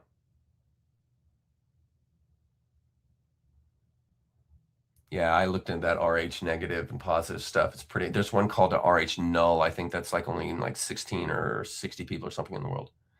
Yeah, I looked into that. I don't think it does. I think that's an offspring or a part of the DNA changes, but the STO, STS potential, I think, is a spiritual thing. And I think that whatever blood type you are doesn't determine what you are. I think it's just a byproduct of all the genetic engineering that's gone on with us. Yeah, the Kantek were the planet between. Kantek was the planet between Mars and Jupiter. That's the asteroid belt. That's Kantek. It's gone now. 80,000 years ago, it imploded, or not 80,000. 80,000 years it imploded, and the offspring began as a part of the developing Atlantean society that was developing on the planet. And the Kenteks were brought in 10,000 years after Atlantis had already begun to advance. And they were brought in like the Khazarian mafia was brought into here. The Kenteks were brought in from that off-planet explosion to fully corrupt the Earth. You get it? Kantek. It was new to me too. It was new to me too. I will. We're almost there. I'll do it at 8. Here it is. Chuck, what about my whole family's STS? Not even exactly sure what I'm asking. Yeah, it's just the natural potentials that come out. Every family's different. One family might have like a horrible KM type and then a sage. You've seen twins sometimes where one of them is completely the opposite of the other, and then sometimes they're the same. It's like that with the human species. And this is where free will plays out. That's why I'm so glad that Catlin brought that up earlier. Free will is the underlying of everything. You believe what you want. You take what you want. You do what you want. That's your free will. And so how that comes out, STS or STO, is just a part of your tendency, your disposition, your take. Just like you didn't determine your favorite color. You didn't determine who you would fall in love with. You just fell in love with them. It happened naturally. You maybe didn't even determine your job location. You might have just fallen into your job by chance. It just happened to you. These kinds of things are not choices. It's a life event. One day I found out, well, my favorite food is Italian. I love Italian food. I could eat Italian food 7 days a week and never get tired of it. I found that out about myself. I didn't know that. I didn't know that I didn't like Indian food that much. Not that into it. And I've tried all different kinds of Indian dishes. I don't like Korean barbecue. And I don't like seafood that much. Did I choose any of that myself? No. I found out all those things about myself. I love blues, purples, deep burgundy red. I love jewel colors, like my favorite. Did I like choose that when I was? No, I found that out. It's just potential in you. It's just tendencies. That's it. That's it. There's nothing to see into it. No, I don't think so. I don't think so. I think different blood types are just the natural offspring of genetic alterations. Yeah, me too. Right there with you, Fortune. Right there with you. But I don't have an STS bone in my body. Honest, I don't. Never have. I just never been like that. That's one of the reasons why I never wanted to go to college. It was just like, why do I want to go to college and make a bunch of money? That's not my drive in life. You know, it's just like, it never, you know, why would I want to sell anything? Because I don't want to sell anything to anybody that they don't want or that they wouldn't like. And as a seller, you know, you got to kind of have to be ruthless and sell. Always be selling. Always be finding reasons for that person to be buying what you're selling. And I don't take like that. I don't like doing that. That's not something that comes natural to me. But I can sit in front of the screen for 8 hours and talk awakening.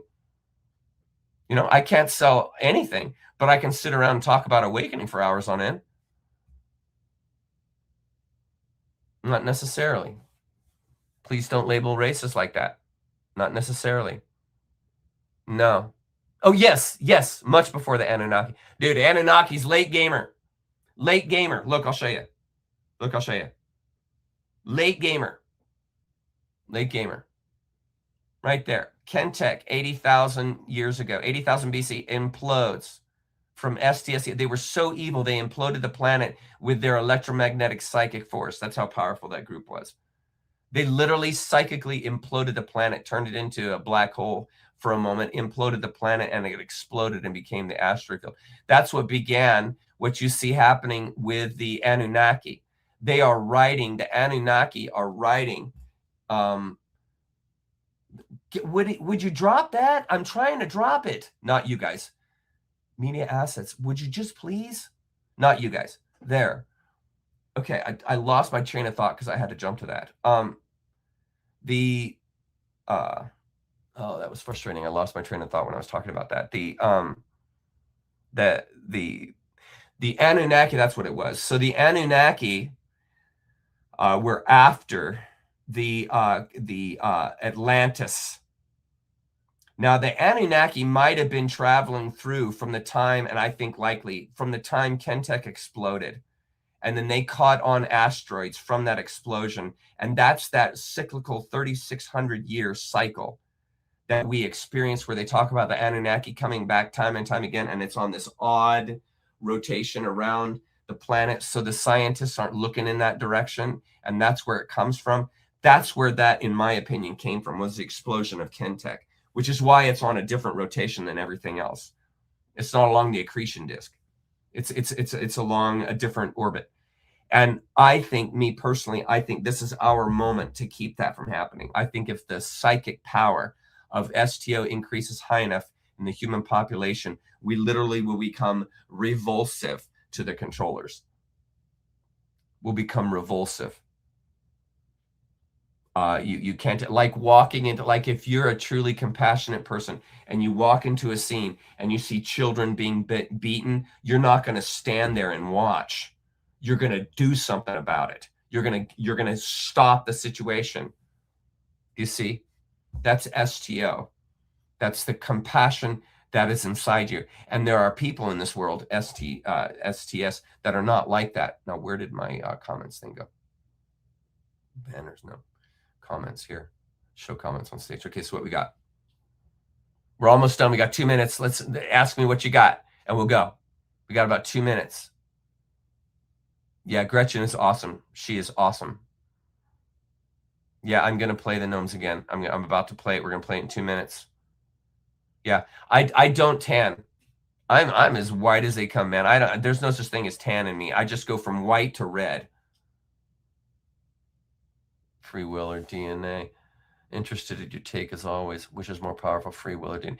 Well, epigenetics, and that surpasses DNA because you can program your DNA with epigenetics, and epigenetics is your realizing your imaginative power, and you can genetically alter your genetics, your predisposition with your mind.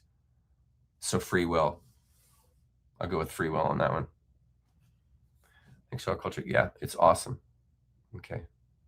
It's Tiamat. I bet you it is, yeah. They might call it something different. But yeah, I think Tiamat was another name for that planet Kantek, but I might be wrong in that. Please don't quote me. Please don't quote me.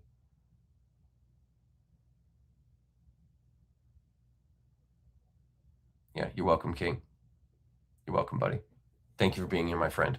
You're an important asset to the team. Thank you for being here. Yeah, exactly. We're all in this together. We're all in this together. Yeah. I'm not a big fan either. Okay, let's go to the bottom where you guys see the same as me. You have to, where is it? You have to ease into it. Burn a couple of times. The melanin is a code. Yeah. It's just genetics, that's all. It's just genetics. Oh, are you kidding? Thank you so much, Gail. That's very kind of you to say that, love. That's very kind of you to say that. Very good to see you here, too. Glad to see you. Yeah. Should we wrap it up? It's 8 o'clock. Okay, I'm going to play the gnomes for you guys. I hope you guys enjoy the outro. I'm hoping to see y'all on Zoom tomorrow. We meet at Zoom every Sunday at 1 o'clock. The link is at my website. My website is www.naturecreature.net. And it is up and running. I also have some good writings in there. Hopefully this week I will get the video done and you guys will get the Perennial Philosophy Part 3. Then I will get you the Zen, the last video of Zen. I'm going to do that also. I'm working on it. I'm hoping to have a better start to the week this week because last week's start of the week literally started Sunday morning when I woke up and got my text messages, and it basically didn't end for like 3 days. And so I'm not going to have that this week. So I'm hoping to get more done. So yeah, absolutely. That will be happening. Okay, so tomorrow we meet at Zoom at 1 o'clock. If you would like to come, we'd love to have you. We can have a conversation about this. We can talk about the Cassiopaeans. We can talk about this kind of different way of taking on our history and the world and understanding a little deeper way or principles than what we were raised with. So come to Zoom. Let's chat. And you don't have to show yourself. You could be a black screen. That's fine. You can change your name so you can be anonymous. But we meet. The access to Zoom is from my website. You have to be a member to go to Zoom, obviously, because it's a focused time for us as a family to just grow and learn together. That's really the agenda, quote unquote, of the Zoom, is to just grow and learn together. There's no filming. It is not recorded. I recorded the first few and that didn't go over well, so we don't record anymore. There's no AI. There's no notes, like no AI is watching or taking notes. I mean, AI is always watching in one sense or another, but I don't have any of that activated. So it's a purely just that moment time. And you have the moment, we have the Zoom, and then it's over. That Zoom never repeats, and we never have that Zoom again, until the next week. So each meeting is one of a kind, and I never know what we're going to cover, and it's always something different every time. So it's always fun to see what people bring. And then I'm also going to be planning an F1 gathering also soon, so that all us F1 junkies can get together and chat and talk F1 because it's midsummer and the racing's hot. Okay. Love you guys. I'll see you next week. Thanks for being here. I'll see you guys next week. Here is the intro. Let's see. Where's my opener?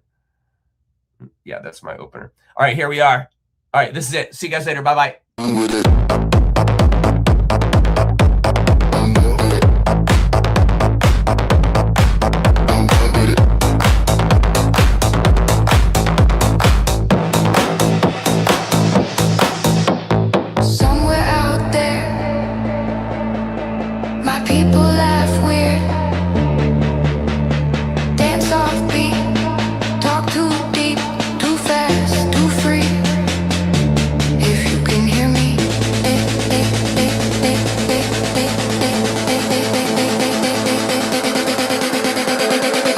Signal, pull me out this scene.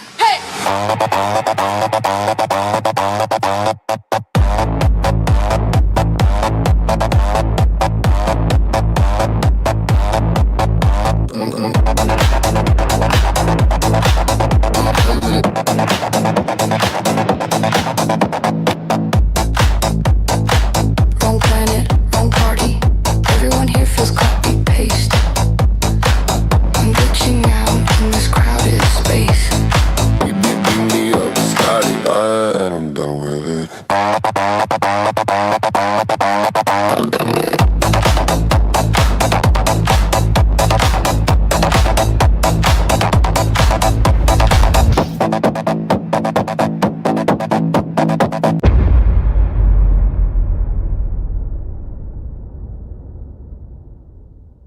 One big idea that I realized in the year 2000 and that was that reversing aging, making people younger again, is actually going to be easier from a medical perspective than significantly slowing aging down. This was very counterintuitive, but it's now become a very mainstream idea. And essentially it comes down to the fact that when we rejuvenate people, or indeed mice for that matter, what we're doing is repairing the molecular and cellular damage that the body has done to itself throughout life in the course of its normal operation. So, in other words, I'm starting from the idea that the body is a machine. Of course, it's a really, really complicated machine, but it's still a machine. Its function is determined by its structure, and therefore preventative maintenance on it should be just as effective on the human body or on a mouse as it is on a car or an aeroplane. And, of course, one had to start from the acknowledgement that the body is an insanely complicated machine, and it does itself a lot of different types of damage.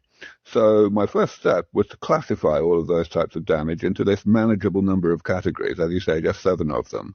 Yeah. And the point of that classification is that for each category, one can describe and pursue a kind of generic approach to actually doing the damage repair. So, for example, one category was loss of cells.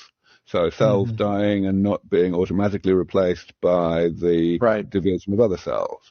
And what one can do about that is stem cell therapy. One can inject cells into the body that know what to do, that are the right kind of cell, so they know how to replace the cells that the body is not replacing on its own. And then there are various types of damage involving, for example, the accumulation of waste products that the body generates as byproducts of its of things it needs to do. But for whatever reason, the body has not evolved ways either to break down those waste products or to excrete them. So they gradually accumulate and eventually they start to be pathogenic. So that we have to continue after that, getting even better, but we'll be able to keep the same people youthful but by progressively improving the treatments faster than time is passing. So then what's the first milestone? The first one is actually what we're doing in mice. I believe that we have a very good chance of getting in the next few years, let's say 3 or 4 years, to the point where we can take mice that are already in middle age, so that means basically they're 18 months old, they've got about a year to live, and we can give them an additional year. Now, at the moment, what you can do with mice that are already in middle age, you can give them about 4 months of additional life. So that means we want to treble that effect size. Now, you may think, well, this is just mice, so what? But the thing is, the reason we work in mice is because they do tell us stuff. And in particular, in this case, what this would be telling us is that we really have a handle on doing something about aging in a real, in an organism that has fur and legs and so on. Where do you think that tipping point is? And is there any way it could accelerate?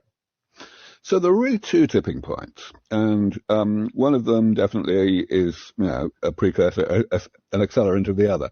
So the key tipping point for humanity that, where we're going to be able to say that, we have brought aging under genuine medical control, I believe we've got a 50-50 chance of getting there within the next 12 to 15 years. So by the end of the 2030s.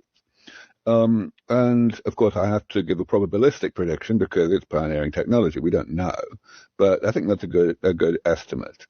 And that will be a point where we have not necessarily figured out how to fix absolutely everything in aging, but we've figured out enough of it that we can stay one step ahead of the problem. That's the thing that I've called longevity escape velocity. The classic one that everyone always mentions quite correctly is AlphaFold, this program from DeepMind that tells you what shape a protein is going to be when you give it the amino acid sequence. But of course, there's AI is being used in drug discovery all over the place in longevity. There's a company run by a great friend of mine. The company's called In Silico Medicine, went public quite recently. It's worth a few billion. So, that's one of the leaders in this field. And And this is only going to continue, especially because of the personalization aspect. The fact that everyone's metabolism is a bit different, and therefore everyone needs somewhat different, optimizations of any kind of panel of interventions. Mm-hmm. And the more things you throw in, the more different things you're doing to the same individual at the same time, the more true that's going to become. So, these are the ways in which AI is on the verge of making a big difference to the way that we address aging in the clinic. Do you think so? Let's talk a little bit about the milestones here, because I mean, in your books and in a lot of the research, you kind of give a little bit of a timeline here of how this could take place. If you look at maybe the validation, which is usually the first thing that has to happen in any of these kind of things, what would be some of the diseases or things that the human body is dealing with that could be addressed first? Well, some of them are being addressed already, of course. So if you look at the 7 categories that I talk about, some of these things are already in clinical trials. For example, stem cells for Parkinson's disease. This is an idea that was first tested 30-odd years ago. It hardly worked at all back then because we didn't know much about how to manipulate stem cells. With what we know today, everyone's very optimistic and things. There are literally half a dozen clinical trials going on right now. There's a very high-profile family of drugs these days called senolytics, which are things that selectively kill off cells that are kind of what are often called zombie cells. These are, again, some of those are in clinical trials now. My friend David Sinclair is starting this year the first clinical trial using epigenetic reprogramming, which is a kind of, in some way, a parallel track to stem cell therapies in terms of rejuvenating cells. So these are the big ticket items in most people's lives, right? Mm-hmm. They revolve around not so much how long one has lived, but rather how long one expects to live. And that's why I always point out, whenever I get a chance to give talks to pension funds or insurance companies or whatever, I always point out that the sea change for them is not going to happen at the end of the 2030s when these therapies come along. It's going to happen when the therapies become widely anticipated, which could be in 3 or 4 years from now. Yeah. When people start to think they're probably going to live a lot longer than they previously thought, then they're going to want different insurance plans. They're going to have different inheritance arrangements.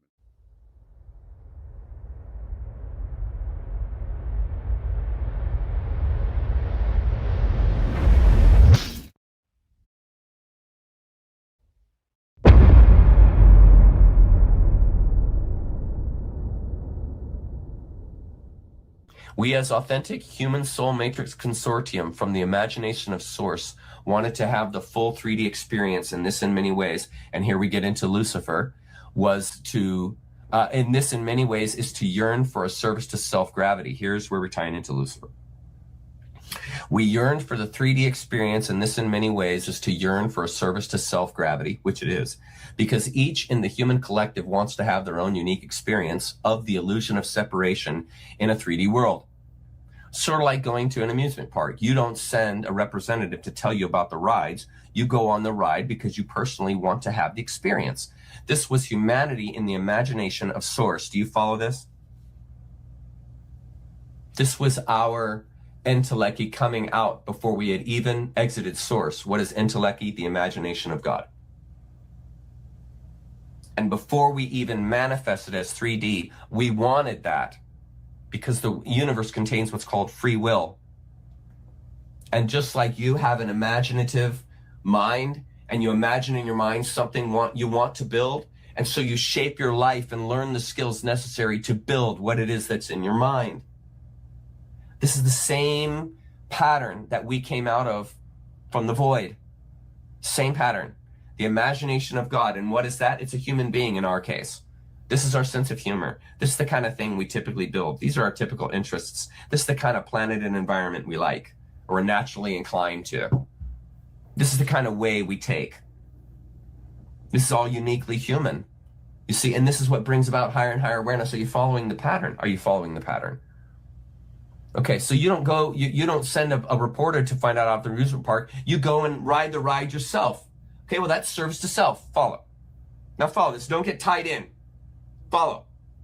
Okay. You go on the ride because you personally want to have the experience. This was humanity in the imagination of source, unfortunately or fortunately. This is to be considered with self-concerns, independent thought, which separates and which ultimately holds a service to self-objective. It is what it is. I'm just giving you the practical fact of the matter situation, and that is when we left the void, we had a tendency for service to self because we wanted the 3D experience. It's okay. Don't panic. But there are catches that go along with that experience. It's okay. But there are catches that go along with it. It doesn't make you evil. It doesn't make you prone to wander because you want to have a material experience and you enjoy material things. There's nothing wrong with that. It's entangling with them that becomes the problem. But see, religion labeled that experience of the material as inherently evil. You came into form, inherent evilness. Light came into form.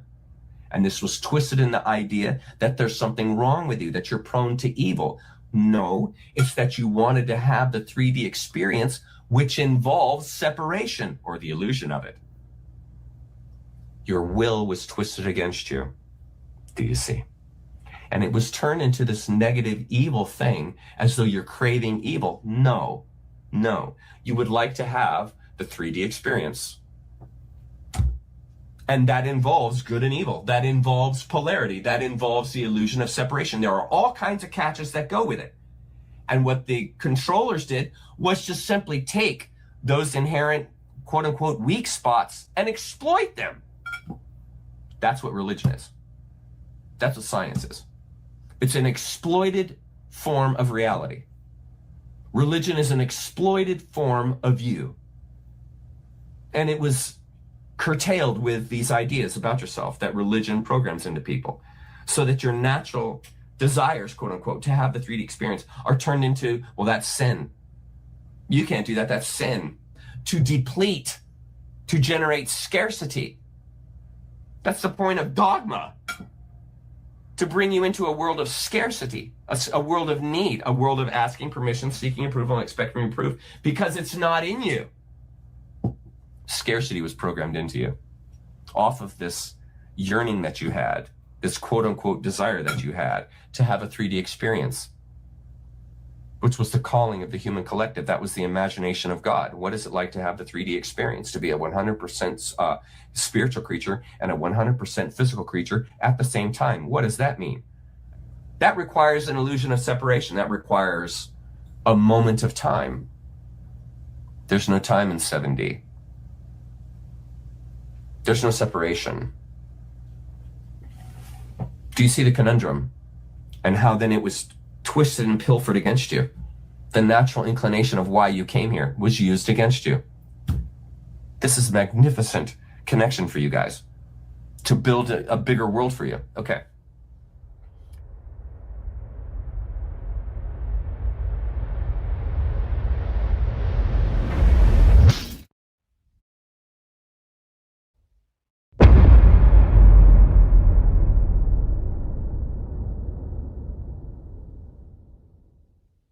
Funny head tilted. Mud on my boot. Time you better murder. Let me talk my truth.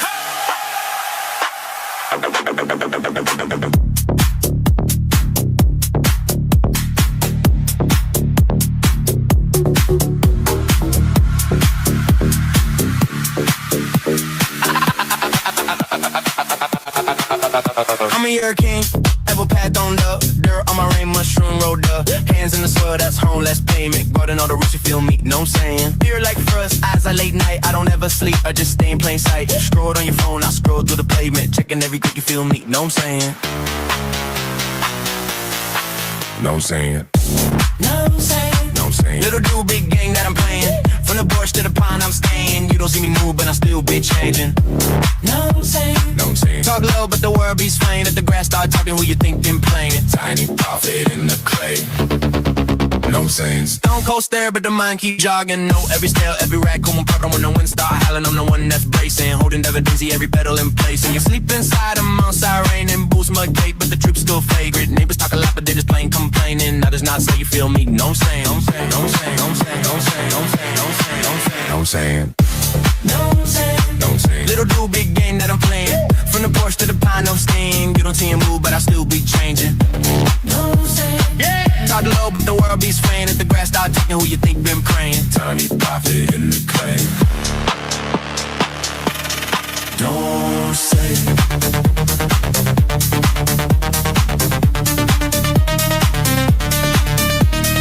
Devil in my path, I step, storm on the way, I pep, roast run dick where I blame, small frame, big name. Don't say it, don't say it, don't say it, don't say it, don't say it. Know what I'm saying? Don't say, little dude, big game that I'm playing. Yeah. From the porch to the pond, I'm staying. You don't sing your move, but I still be changing. Don't say, hey. Front yard, sage, and I'm making it the one that starts speaking. Who you think translating? Tiny prophet in the clay.